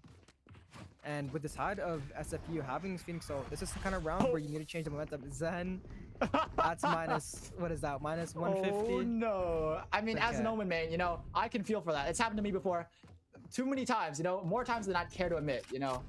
Sometimes, you know, you swear it was on top of there. But yeah, that's the Omen TP lost. UFC opting for that double C hold up and down on that angle, and Chamber being really aggressive. Phoenix getting caught out with Crimson still being blind. Crimson looking for more, getting punished by Shrek. I see you, Crimson. You know, a little bit of rage hacking. I get it. I get it. It's fine. But that's both Traded out instantly, though. Cleared from both sides of the team. Yeah. F7 trying to break the Chamber trip with the Molly. And Silva sneaking up onto A, calling for the rest of the team to walk over. And Jet on the side of UFT reading the gap. Zen. Oh no. Oh, it's okay. He doesn't whiff the second shot. Catches Death Heaven on the lurk, and now SFU Iris have no choice but to rush onto this A site. They're able to maintain control for now, fighting towards CT, but Zen, nice shots all around. Axel now running a circle around them. Reyes catching Akira instead, and Zen 4K once again. Zen is looking on top of things this half. Seems like he sacrificed those credits to get that 4K. Yeah, I mean, he had to make up for the lost TP, you know? Timeout on the side of SFU. I mean, being down 3 rounds, not winning a single round so far in the attacking half, what are you going to be thinking? I mean, you still have this Phoenix Ult, you still haven't used it, despite this being an eco round. I mean, I would still be confident if I'm SFU, you know, in previous Thrifters, being able to show out with the Deagle, that's the strength. But, you know, looking at the rest of the half, how are we able to make sure that this lead doesn't get any wider? And how many rounds do we really need before we start using these ults? And I really like this timeout coming out of SFU because, I mean, they've lost 5 rounds in a row already. They've lost all their momentum. They really need this timeout to get back in the game, right? And if you're SFU, I mean, what changes do you make right now? What do you think they do to kind of get back in the game? I think you really need to start pressuring this Chamber. You know, this trip has been up for almost every round. You really want to make sure that gap is pronounced and that the enemies are on the side of UFT have to make sure that they need to, you know, put players and watch that gap. So at least on the side of SFU, just make sure that you're staying to those fundamentals, making sure that you're able to get that trip and force and pull players, so that if you do go to A, you're not meeting the stack that UFT has been reading. I mean, Omen has been back there for almost every round that they try to hit A, and he's initially a B or C player. So there's just something that's just something to consider for the side of SFU.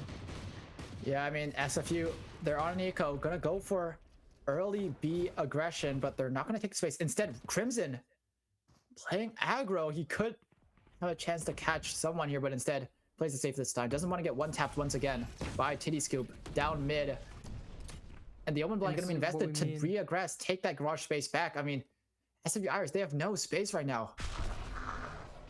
By shooting that trip, Jet getting close, and Crimson punishing the Jet instead of SFU. Getting nice shot.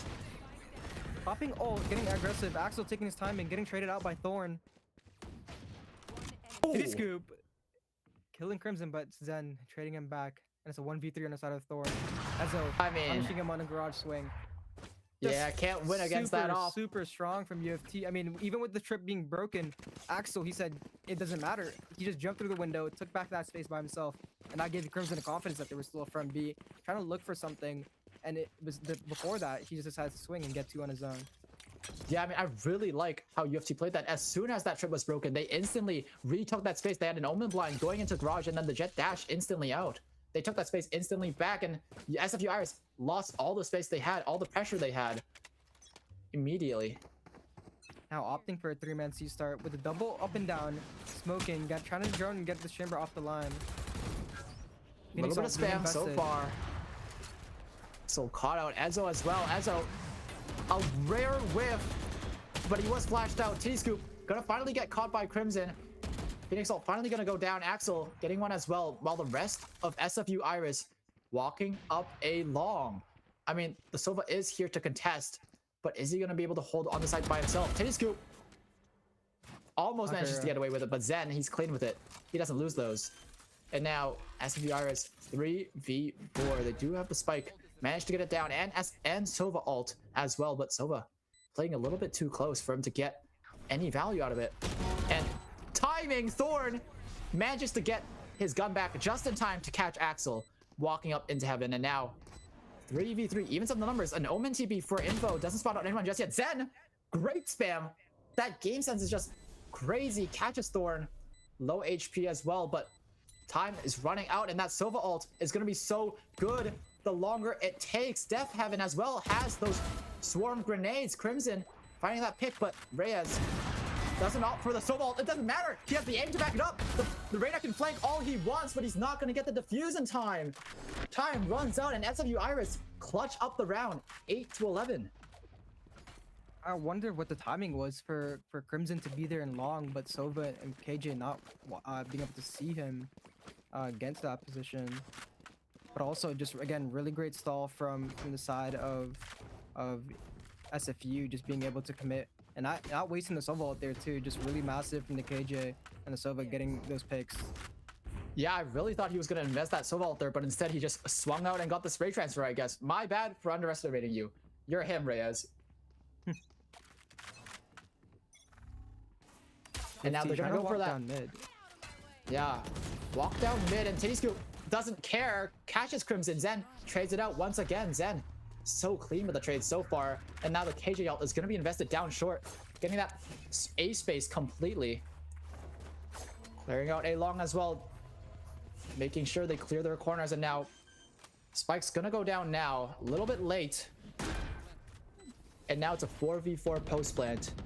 SVU Iris do have 2 other ults to play with, and UFT Varsity don't have any meaningful ones at least. Axel gonna try and get out, but the Omen blind so oppressive, stalls so long, and the KJ nades as well. There's just so much util to stall. Axel can't even dash out, doesn't have one, and Shrekasaurus jiggling around. So many players to shoot at, and you can't shoot at a single one. Somehow Ezo and Akira find their own though. Wait a second, brings it down to a 1v2. What happened to everyone else? Death Heaven on his own now, but he can't find the kill. Ezo a 3k on the round, and that's 12 rounds on the board for UFT Varsity. What just happened? Yeah, UFT just at first you just thought that all the util just trapped them, and with all the players swinging from the side of SFU, you just thought that people were gonna start falling. But Ezo just continuing with one, getting a second, getting a third at the end, just really strong, and getting that match point ahead of SFU. I mean, even I was feeling overwhelmed looking at that screen, looking at all those players firing all over A site with the crossfire so strong, but somehow Ezo and Akira were able to isolate those fights and get those picks, bring it down to a 2v1. I mean, UFT Varsity, somehow they find a way. Yeah, Chamber being in this garage take, a little different from what they were normally holding, and SFU being really down on money, trying to opt this B rush. Zen catching the Jet on the dash, catching the Phoenix on the run-in. I mean, come on, man, he's too good. This dominance performance by him. You can't contest that, man. Ezo getting oh my god!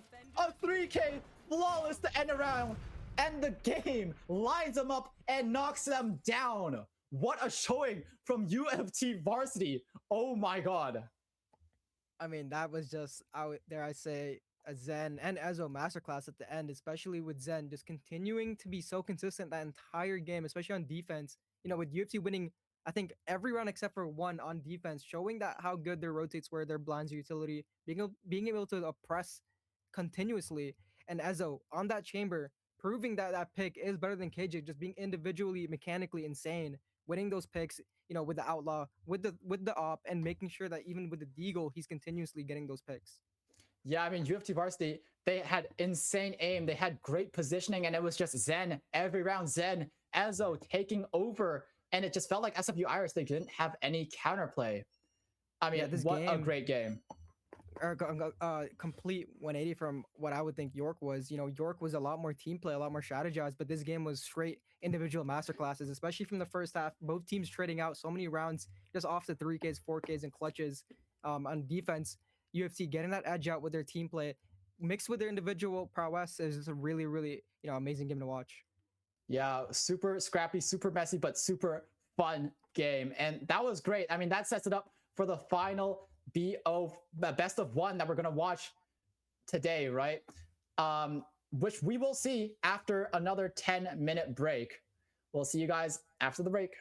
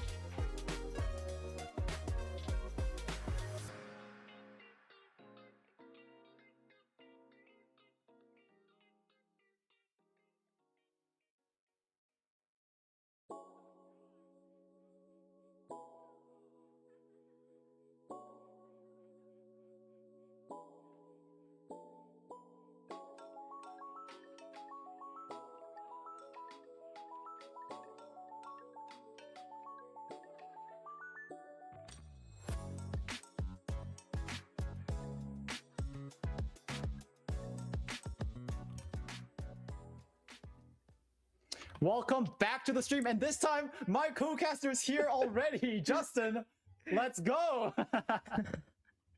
Welcome back, guys, for the third BO1 of the day, the last BO1 of the day, between Western University and Brock Esports. Pretty exciting match. I mean, both these teams, you guys haven't seen, but we have looked at their match history this tournament so far, and they've been looking pretty good. They've been winning pretty dominantly on their map, on the maps that they've been playing on, which were mostly Lotus, actually, pretty funnily. But so hopefully we'll see a different map this time. No more Haven. We've seen 2 games of Haven already. I'd like to see a different map. But before we get into the details of this match, I want to tell you about our sponsor, BMO, which you can see more about !BMO in the chat. BMO Next Level is a first of its kind program dedicated to helping gamers level up in game and IRL. They have a special student account, BMO student account, where you can get up to $950 in value, including $175 in cash with BMO's current student offers. You can also visit bmo.com/students for more details. And on top of that, we also have the BMO budgeting play. So for all Valorant streams during CIE, especially for the next 3 thrifty rounds of CIE, it'll earn toward $10 towards the charity of that team's choice, which are the Canadian Red Cross, Feed the Children, or the Terry Fox Foundation. And yeah, we already saw 2 of these budgeting plays in that last best of 1, right? 2 thrifties, so only 3 left. And finally, last but not least, 1 of 0. Once again, you know the deal. !raffle in the chat if you want to win 1 of the 6 gaming mice that they have gave us to make you better at what you do. Or you can also type command !1 of 0 to learn more about the mouse. If you're a little bit suspicious of the raffle, I wouldn't be. I would be participating right now. Type !raffle in the chat right now. Going into this matchup, Team 1, Western, just traditionally a team that also I've competed against, and Pivers, their captain, being a strong player throughout, playing a lot of different roles, especially on what I've seen in the recent matches. He's playing on Sensi, but he used to be on that duelist role. And Charmaine next up playing on the Initiator, Doggo, their controller player, Slinga, another duelist player, and One Rate Fan, their second duelist player. A team that is really aggressive, tries to play that kind of confidence, and they have a lot of the kind of experience throughout Valorant Collegiate. So I'm really excited to see how they play. Yeah, I mean, I'm a little bit biased because I'm also from Western, but I mean, these guys are great at the game. I've seen them play, okay? They're really good at what they do, playing that aggressive style, taking over the game in incredible ways. However, though, it isn't all about Western. Brock, on the other hand, Brock Black is this team. They've also been looking great this tournament so far. They've won 2 games already on Lotus pretty dominantly. So, they're also on a little bit of a momentum run here. Yeah, the team captain, Norfs, and the second player, their controller player is Zeno, their Fade player, who's our traditional initial player, WJK. Their duelist, KTS, and their second duelist, Hune. Again, just the second team that is really strong on the double duelist side. But from what we've seen so far in Lotus, they opted for a more methodical, more traditional comp that you normally see in VCT, playing that Vise, playing that Viper. So on this map, we're gonna see if they continue on that kind of structure. Yeah, and speaking of the map, I mean, they've chosen Lotus. Both of these teams have been looking great on Lotus so far, so it's no surprise. I mean, this could be a great matchup. I will say Western did win their last Lotus matchup by a little bit of a bigger margin, where they won 13-6, whereas Brock won 13-8. So, maybe a little bit better on Lotus. I mean, we'll see if that means anything. Yeah, what's interesting though is while Western did win on a bigger margin, they didn't play against a Viper Vise setup, while on the side of Brock, they did play against that traditional double duelist setup that Western is looking to bring into this map. So this is the kind of situation where you have to look at Western. Are they really good at just playing this comp against similar comps? Or is this something that will work throughout, even if they have a Viper on the other side or a Vise on the other side, and they're able to problem solve and win those important rounds? I mean, yeah, that's a great point. We saw how important the team comp is in that first game, right? The double controller just being able to take over so much of the map. So the team comp could be all the difference here. Brock could have the advantage. We'll see if Western can, adapt, if they can adjust and play against a different comp than they've been playing so far in this tournament. Yeah, what I really enjoy about Collegiate is that despite having all these really strong setups that are highlighted by VCT, most teams will still opt to their comfort picks. I mean, I have in my experience, deciding to opt on, let's say, a Cypher instead of a double controller on like a map like Split, and you're not really going to control that kind of space, but you're still really confident in your team in taking those fights, being able to communicate and work together. That's the joy and rawness of collegiate esports, where you have these players who are just really confident in those picks. I mean, yeah, I couldn't have said it better myself, really. I mean, you've actually been in the collegiate scene, so you know a lot more than I do. And I mean, this game is looking like it's going to be pretty fun to watch. Both these pretty hard-hitting teams playing against each other on their favorite map. Yeah, this is a map that and both sides have gotten reps. Western getting a little more though, or not Western, but Brock getting a little more reps, having played the last two being a Lotus. So this being a third map, I mean, you're gonna think, are we gonna make the same mistakes as a team? Probably not. So there's gonna be a lot of confidence on their side. But Western just being able to continue on this dominant run that they had last game, and being really confident with these picks. I would be a little biased though, because starting on defense, the Vise and the Viper just really, really strong, especially with the Fade and Omen following up with the Rays. This is the kind of pick that you would normally see in VCT, and there's just too many util and a really, really good options on attack half as well. Yeah, I mean, do you think they're going to get a little bit of Lotus fatigue from playing Lotus 3 times in a row? That is a factor, yeah. I wouldn't be surprised, especially for being the last map of the day for both of these teams. This is where not just, I guess, mental and strategy come in, but yeah, that fatigue is really going to be really a factor. Some teams may have that consideration, but on the side of Brock, you're kind of putting that playstyle where you are going to be playing slow, so being able to stay patient will be really important, while Western may just continue running it down, maybe being a lot more aggressive and winning those fights.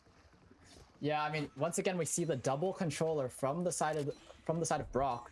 So we're gonna see double duelist versus double controller once again. Will the result be different this time? I mean, we'll find out.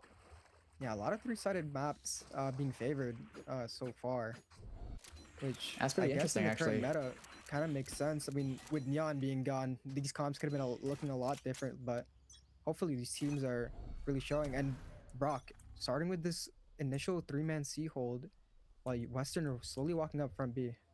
Yeah, a little bit of a trap down C mound. The chamber, though, isn't gonna peek just yet. Door even gonna be open. Pivers! No, you can't whip that one! She's mine, and Zombino chiming in for their own, and Doggo already last alive. It's only been 2 seconds in the round. Yeah, that clearly showed the preparation that Brock has put into this map, into this comp. I mean, that double pick, Pivers being able to somehow, punish the Rays, but couldn't, and Rays getting a one more with that door opening. Just really, really strong round. Something that you need on defense. I mean, I also really like the proactivity there from Brock Esports. I mean, they had that door open instantly as soon as they saw that B main presence, and they were able to instantly collapse onto Western. I mean, despite the whiff from Pivers there, I don't think it would have made much of a difference because they had so much people already there to collapse. Yeah, and Western being down on rounds, opting for this early C mount control, getting the orb. And Vise is playing with this double Thorn setup with the Viper, really strong in the setup, initially stalling out. And Brock just having to, play to their strengths here, take their time. Omen Smoke coming in, and Pivers just slowly walking up on this front B angle, trying to see, baiting out the Vise wall. But she's mine, being aware, seeing that no one crossed. I mean, yeah, Western University playing it slow, seeing if Brock give them anything to play off of, any picks that they can get, because they do have the lower weaponry. And Kevin the Stickman, or KTS, is going to spot out one, but not get the kill just yet. Yeah, Western, despite being on an eco, is taking their sweet time, making sure that they can, find a more favorable hit. I mean, Vise burning both of their Thorns, Viper still being close. That's not something that you can really attack, even with having guns. But opting for the front B with the Vise wall down, Is She's Mine gonna be ready for this? I mean, jiggling at the angle. Does maybe have the not Omen Flash. catching. I mean, dashes in. Western- Gonna get caught by the Omen Flash. Yeah, Western do have the sight though. I mean, that could be the spike down, which is great on your eco, but is it winnable? So many members down. C Link Pivers gonna find the burst. No whiffs this time. Caught up by the C's as well. The right click gonna fail. Shermaine Slinger finds one trade, but KTS finds him back, brings the numbers even. 3v3 Pivers gonna have a chance to go Husher, but he can't find the pick. KTS finds the second. Irate finding one as well with the Sheriff, but KTS 4K on the round with the Bulldog. He's clean with it. I mean, really good try from Western, getting the space to get the bomb, and Pivers getting that initial pick in the smoke really showed that it was looking towards their favor. But KTS just getting these frags, securing it, getting those last two picks, especially with this, with the 1v1s, really important round for them to win. Yeah, I mean, Western did do a bit of damage there, brought it down to two people left, but is that enough damage? I mean, we'll find out. They do have a pretty weak buy, Brock Esports, on their bonus. Only one rifle, the Guardian. Everyone else has a Sheriff, shotgun, an Outlaw maybe. Western, they're gonna want to win this round cleanly.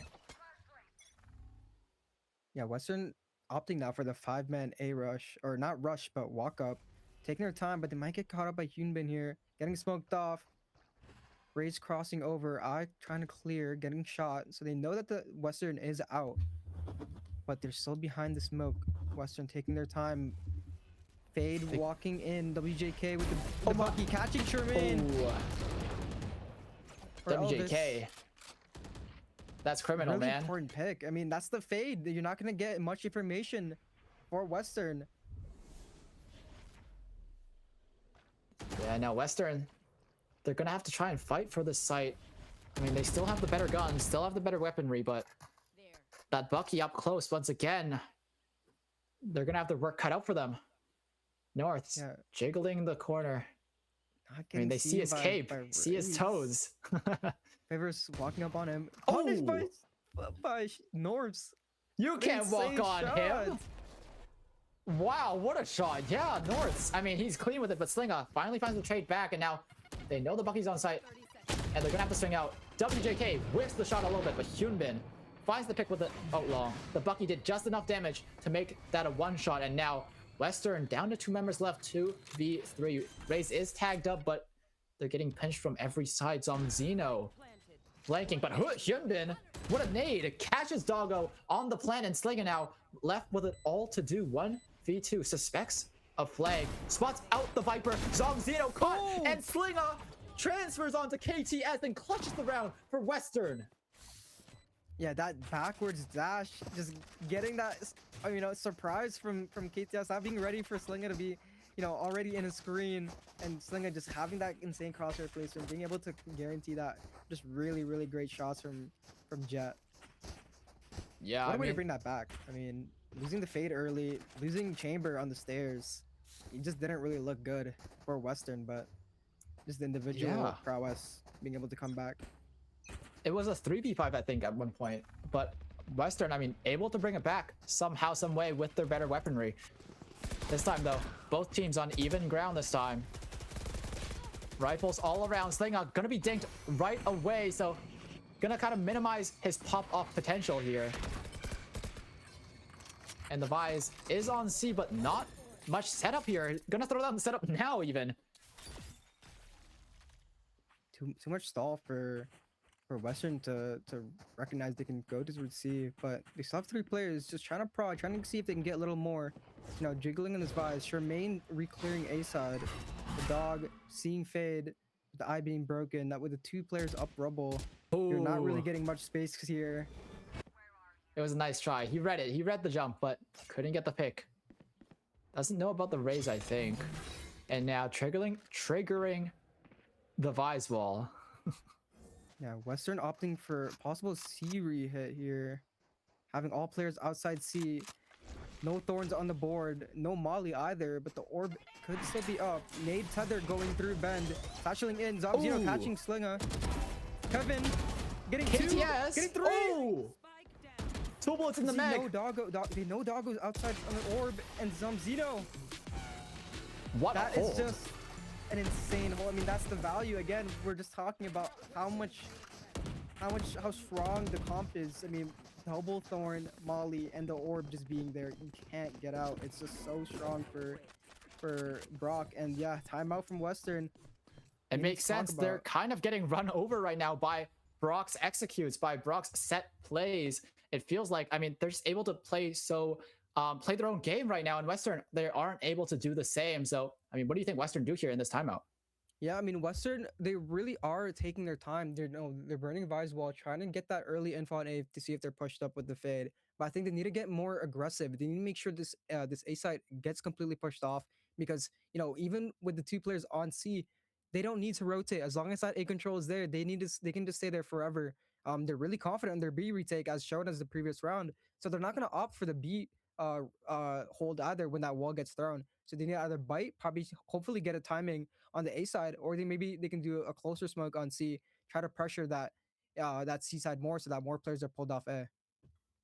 I mean, yeah, I completely agree with what you just said. And also, I mean, Western, I think they're on a low buy now as well. So coming off of that gun round, it was a rough loss. They're going to need this timeout to work out for them.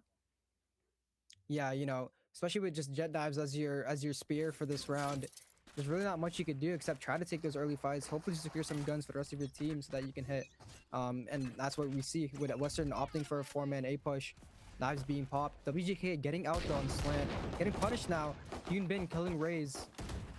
Yeah, I mean, Slinga, a little bit of a whiff from the knives. Doggo, though, finds a trade with the Classic. Slinga with the Classic as well. I mean, I guess just give them Classics. North's gonna find one trade, and the Omen Blind is gonna be great, but Pivers with the Hero Rifle is gonna find Zomzino. KTS, though, I mean, how did he get there? Shermaine and Slinga now gonna find gun upgrades, and KTS 1v2 does have the Visalt to play with. This could be everything. I mean, Western really want this round. They would really like to win this eco, but KTS spots out the gun barrel in tree. He knows at least one. Gonna try and clear out the rest of back sight. No. Taking his time, smooth and methodical, but does he come to the conclusion that both are in tree? He knows at least one. Gonna pop the thorns. Swings out, but straight into the outlaw, and that's a thrifty for Western. Wait a second, that's another budgeting play. Really, really well done from Western. I mean, the confidence with those classics, just being able to take those fights and continue, even with the knives not really getting the value that you want, and Human even punishing the initial pick, they're just able to continue and follow through. And I think that's what Western does need to continue, because with the rest of this comp, you know, you're gonna recognize that Brock is going to be spread out thin. You're always going to have those 2 C players, and this A hold, I mean, despite being a 5v3, you have the characters and the util to be able to win this fight. Yeah, I mean, and now they're going for an A rubble fight. Pretty scrappy 3v5, and Hyunbin finds the first pick. WJK as well, finding 2. The Razor is going to find just 1. Doggo managing to live despite the Razor being thrown at his feet. And now Western, are they going to go for a pivot? I mean, do they even suspect KTS has walked all the way up C? Probably not. Shermaine still in A main. And now KTS is going to start creeping up. The timing here could be huge, though. If he can get around the corner just in time before KTS swings. Oh my god, ships in the night, and they're going to get onto B site for free. Wow, that's crazy timing. It's working out for Western so far, but it's still a 2v4. So they have their work cut out for them. They should know that there might be a flank here. Zomzino behind the smoke. Shermaine holding in the second smoke. We thought he tricked us. We thought he's gonna peek here. Oh, the timing! Shermaine spots out. What an eye! Catches Zomzino with his knife out, but instantly traded out from the side of Brock. Shuts it down before it can even start. 4 rounds on the board now for Brock Esports. I mean, that's just a great fight, great defense from Brock, being able to shut down the Razor and get that initial pick. All those players really were looking forward to that A main. I mean, I still think that you still have to try to take this A control, maybe in a different way, but this is the kind of space that you just really need, because working the rest of the map is just too much. Especially on the side of Brock, they have 4 ults going into pretty much any kind of round that Western wants it to take. I mean, you have Fatal, you have the Viper, you have the Visol. So many answers to so many situations. So they're towards here. They're opting for a 3-man C-hold, but Western continuing on this A push should be a little different. Yeah, I mean, this time at least, they're going to know for sure that they get the A space because there's no one here to contest it. The Fade Eye is going to spot out Pivers, but that's all it's going to do. North's, once again, playing that angle. We've seen him do it before. I mean, he likes this angle. He takes those shots every time, and yeah, going to smoke it off. Western, though, grouping up all 5 members outside of A main, and now going to make their presence known. Doesn't spot anyone with the dog. Nords with the timing, with the dog. 3 on the round. What a spray transfer. 10 bullets left, but he doesn't even need the full mag to get those kills. WJK gonna find Pivers and Tree, and a flawless 4K from Nords. I mean, it's just so clean. Western just thinking that they had the safe timing to go for the split push, not being able to clear and be aware of that walkout, just really disheartening. Going back onto their buy, I mean, their buy is getting punished so much. This is probably their last buy. They need to continue. And again, just the ults. Pivers losing out that chamber op, opting for a regular op instead. And Brock just not skipping a beat, just continuing on this pressure. It's really looking like a dominant half from them so far. Yeah, just so much confidence from the side of Brock so far. They're not afraid to just walk through the smoke off of those timings, off of that positioning. It's working out for them so far. Yeah, Western taking their time now, recognizing that there's a smoke one way, not trying to force themselves into this C stack. The dog missing the op line. This dog could be huge though. Yeah, spots out the first. At one's close right. Human getting one despite being seen. Ow. Gets one. Is he gonna get a second? I mean, he's stuck in the corner. Come on. Finally goes down. Tremaine finding the 2 on the round. Western numbers advantage now. 3v2. Finally getting the race kill. I mean, he was stuck in that corner for so long. And now finally, Western making their way over to A. I mean, it's a 1v3 for that Fade right now. The Fade ult even going to be invested. I mean, it doesn't spot out WJK, and the Omen ult going to be invested as well. So it's still so winnable for the side of Brock. 2v1 now. Doggo finding the pick onto WJK, but do they know the Omen's here? They don't. Jumping around. Pivers lives for just a little bit longer, but isn't enough to get the trade. Omen versus Omen. TP versus TP. North, the quicker TP, wins the round. Reads the TP from Doggo. And 6th round on the board for Brock. I mean, that was just a generational outplay. Like, bonding, getting that, securing that jump to secure the blind, and then beating the TP. Just straight composure from Norths. I mean, after that 4K as well, just looking super strong right now in this pick. Yeah, I mean, you've seen Jet anime battles. Have you seen an Omen anime battle? You know, and now they're going for that. They had that round. Yeah, they did. They really did. That all those ults invested as well. Sting up. Great first pick, but Hyun gonna instantly trade it back. Pivers caught on that lurk, and now A Rubble completely in their control. Doggo gonna try and bait this Visol out. Actually, just swings across it. Didn't expect that one, but I mean, WJK apparently did, and gets the pick. Norths playing in the Omen smoke. Do they know about it? Apparently not. Norths. What an angle to play. Slinga now with the knives. 3 left to play with. Just 1 now, or actually 0 left, and just 1 HP. Does have a gun, but KTS, nice shot. Shuts down Irate, and now just Slinga can't even find the first. 7-2. It's looking dominant from Brock Esports. Yeah, just continuously being able to secure these picks, not falling behind, and always having man advantage is just really strong on the side of Brock. I mean, even in the rounds that they were losing picks, they're playing in these power positions, being able to get those picks and just playing to their strengths. Western really still trying to figure out if they can, you know, hit these sites. Vise changing it up, starting on the A side now, but they're still opting towards this hit. So it's gonna be pretty interesting. It's gonna be a 4v4 essentially on this A main fight.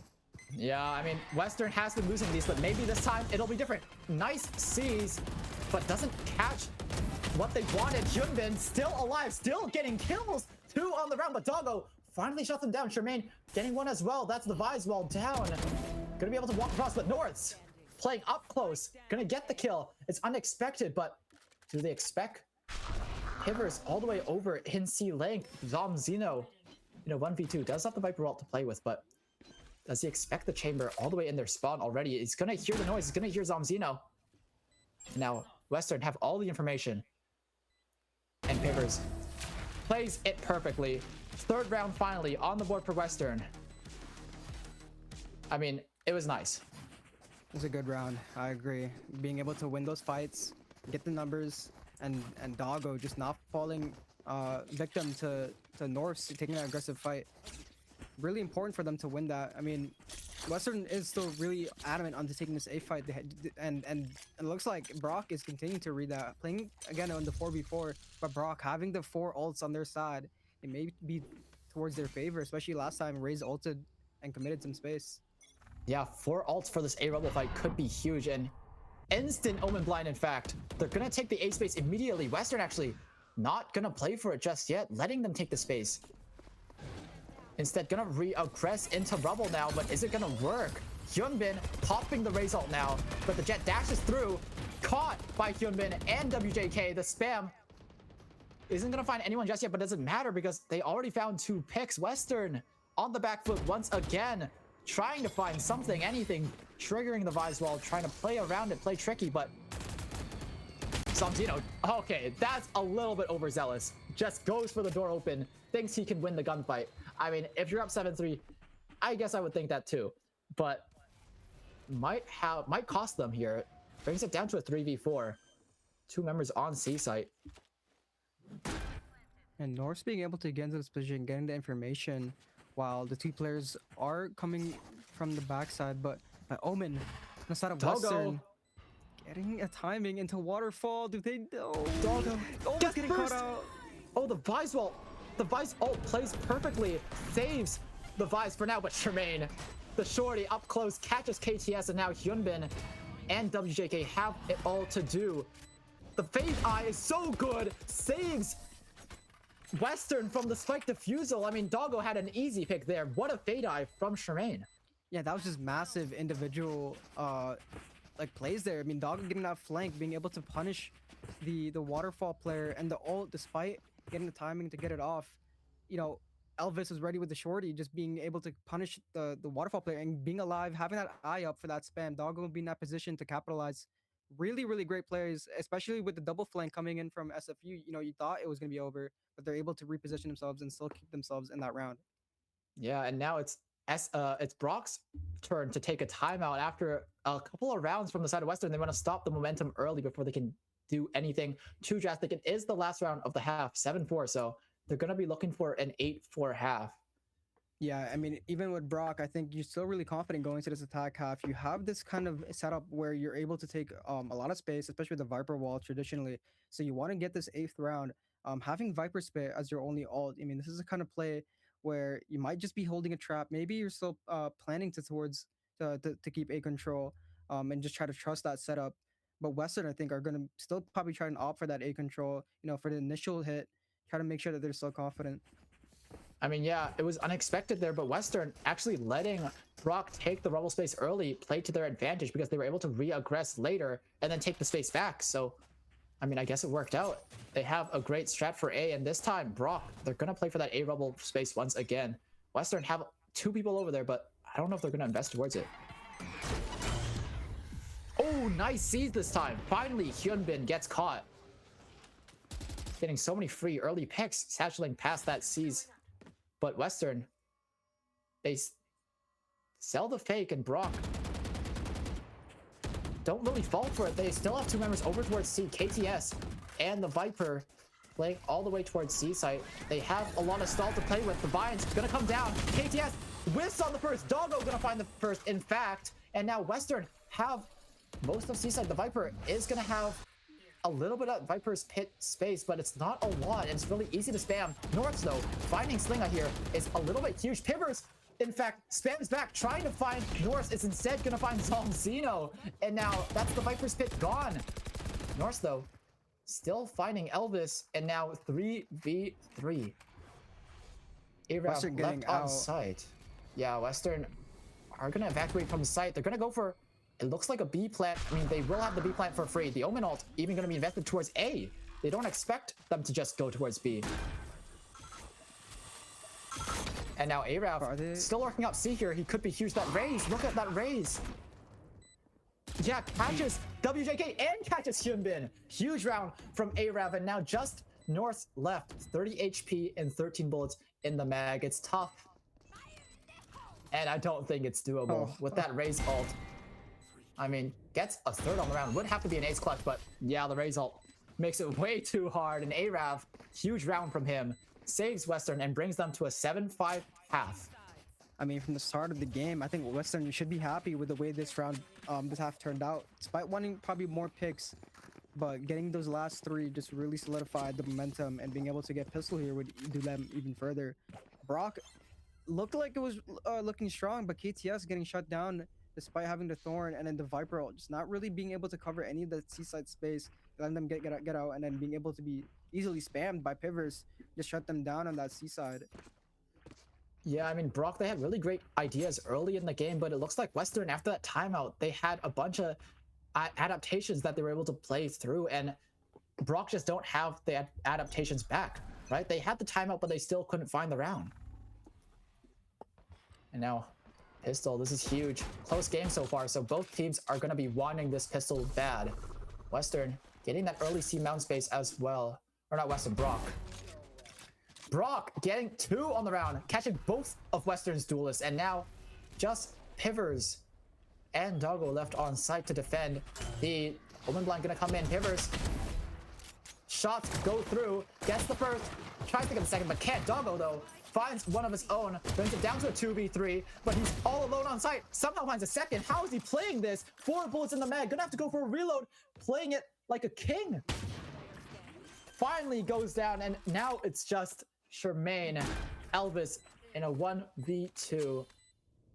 They suspect he's there. I mean, they ping out back sight. Nothing but a ghost in hand. Does have a little bit of prowlers, a little bit of util to use. But does he want to reveal his location? He doesn't. Gets the first anyways though, and now the eye is back. All of his util to play with now. He has so much he can do, and spots out KTS. Knows exactly where he is. The flash isn't going to do anything. The seeds missed it though, and KTS wins out the round. So much util, but he just plays completely perfectly, dodging all of it. Yeah, these power positions from KTS, I mean, being able to hold his ground, secure these kills, he is honestly the backbone of this Brock lineup right now. And Western trying to secure some of those picks. I mean, Doggo almost pulling off a masterclass with this right click, just continuing to stay alive for that 2v2, but not living long enough. And they're looking for another economy. Yeah, yet another eco, yet another pistol lost for Western. They've lost both pistols so far, so they're gonna have to look for something here, a miracle maybe, because I mean, they do have 4 members, gamble stack towards A, but Brock playing for an overextension from Western. 4 or 3 members outside of B main just holding the angle, waiting for anyone to walk up. Unfortunately for them, no one from Western is on B, but I like the way they're thinking, right? They're playing it safe. They don't want to give any unnecessary picks to someone to a team that doesn't have any guns. Slowly making their way towards the A site where Western does have their stack. Omen Blind being ready, and Fade just jumping and getting that info, getting shot off the line. And Chamber could be away. huge. It's starting to read that this might be an A hit from Brock. I mean, Western have got what they wanted, A space, but instead Brock pivot immediately towards B. I guess they read that it was a little bit too quiet down A main. Where were the rest of Western? And apparently they were right. Western, now they have to retake onto B. 4 members coming out from A main through Breakable. Slinger getting inside, Link getting blinded off the angle. Ooh. Brock is KTS punishing those Link players. KTS getting 3 on Zeno, getting Pivers on the C-Link. And Hune just cleaning up Elvis on the top. I mean, great blind from them. Great eye, just continuing to make sure that they're not going to give this easy kills. Letting the util play for itself. Yeah, I mean, just a clean round from Brock there. I mean, Western tried something. They tried the gamble sack. It almost worked out for them. But last second, Brock were like, something smells fishy on A site. Let's go B instead. And it worked out for them. Just a nice, clean read. And now they're on to Western's gun round. So this is where the real gameplay starts. I mean, Western, they're going to need to win this round if they want any chance of coming back into this game.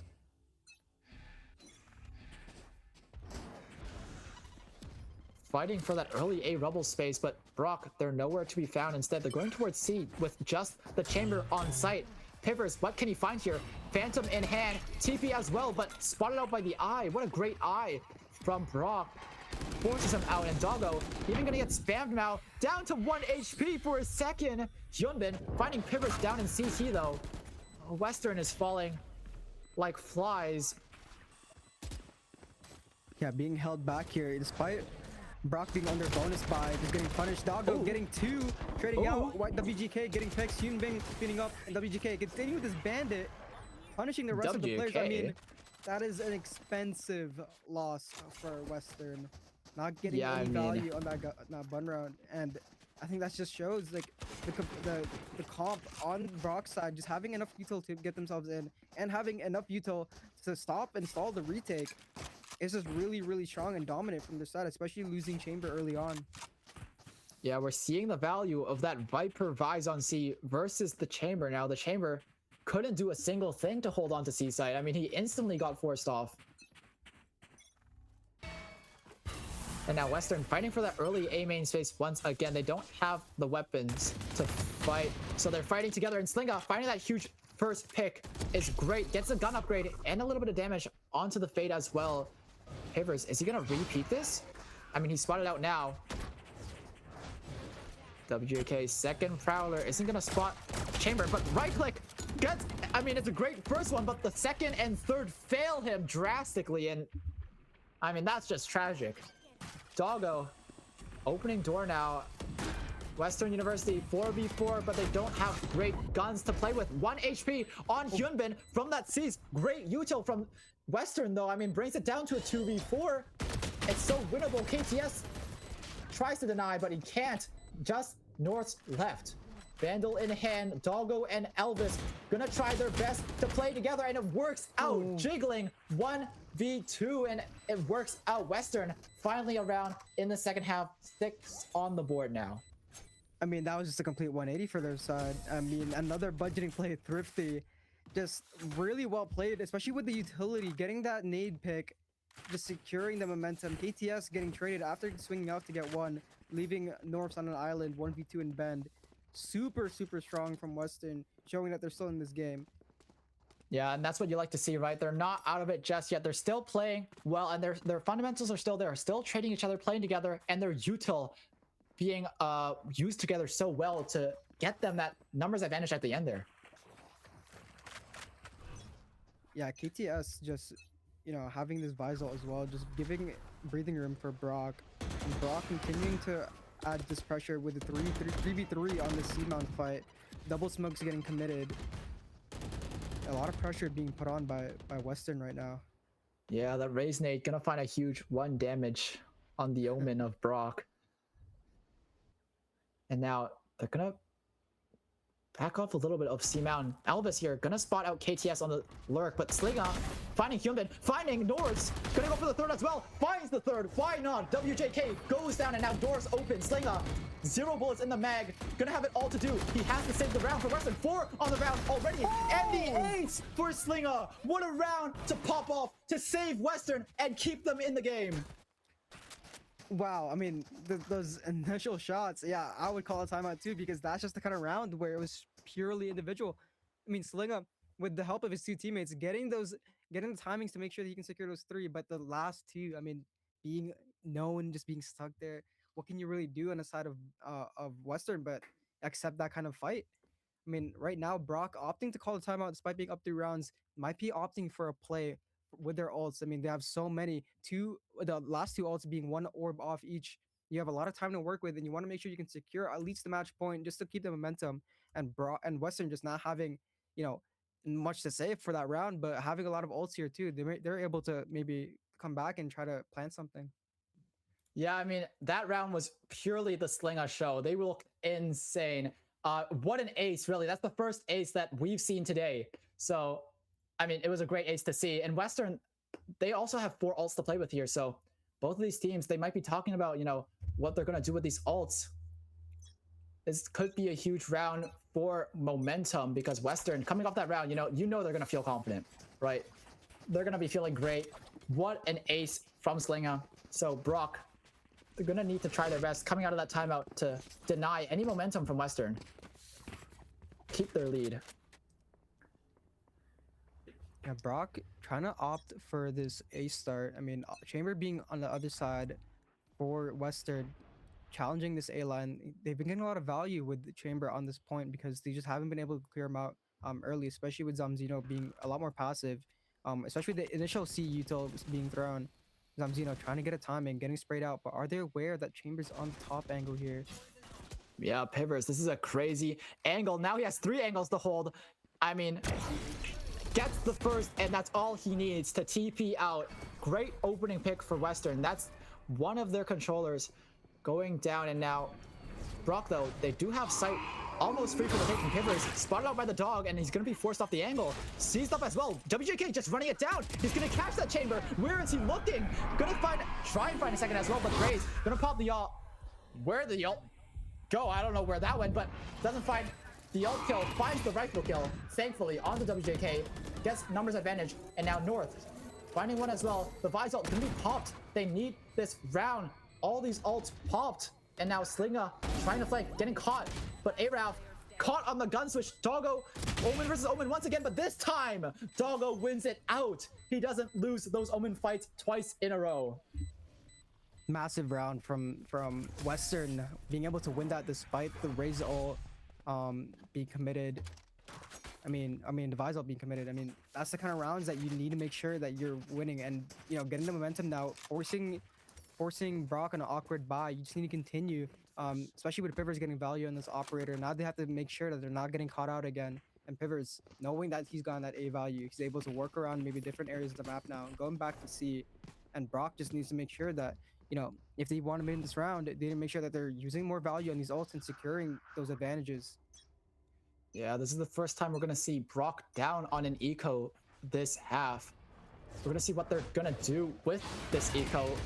Looks like an early B play, but so much damage already lost. Slinga and Araf chiming in, getting those 3 picks easily. I mean, not a lick of damage on the Western players, and now Brock, the weaker weaponry, just too hard to overcome. Every member of Western, except for the Chamber, pushing out. Araf spamming through as well. Norse does find the first pick, but that's all he'll find. And Slinga, 3k on the round. It's a clean anti-eco, but this is where it really matters.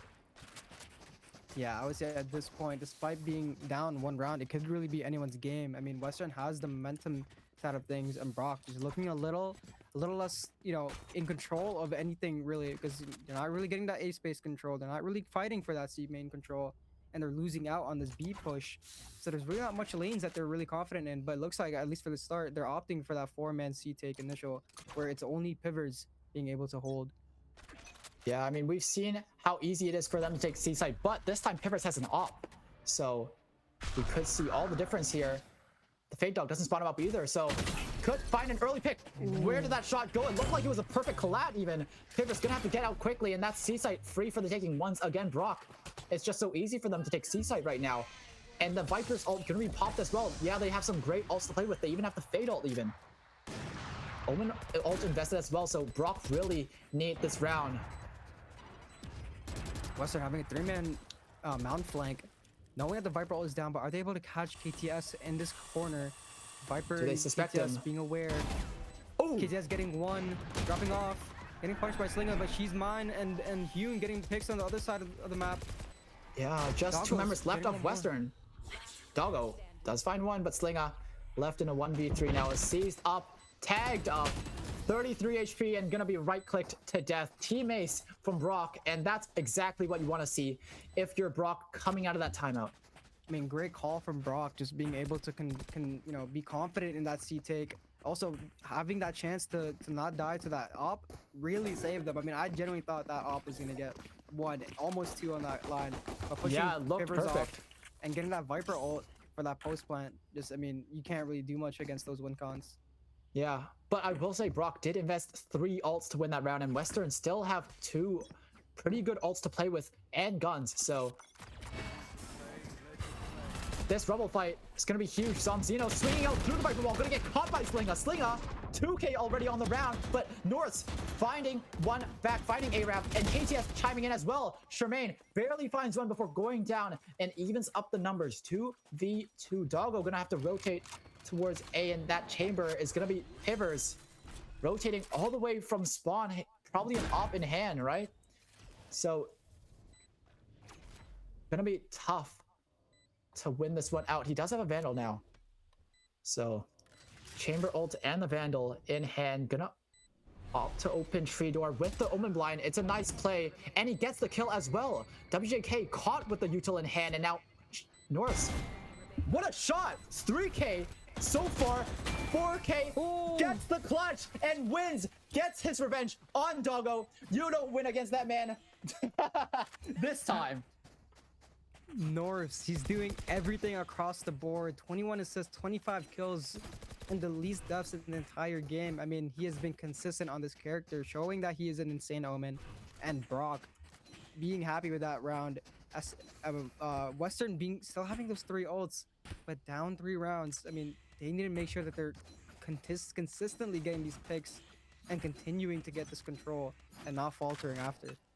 I mean, Western, they looked like they were gonna win that round, right? It's just North saving them in that round. He's looking insane right now, and that's exactly what Brock needs to win this game. But Pivers, first pick onto Hyun, wallbang headshot. I mean, he's not gonna let this game fall out of his grasp just yet. But Zeno, 2k, 3k on the round, shut down Western completely. The Rebel fight goes completely wrong, and it's just Pivers left 1v4 up in hand. It's looking rough. It's looking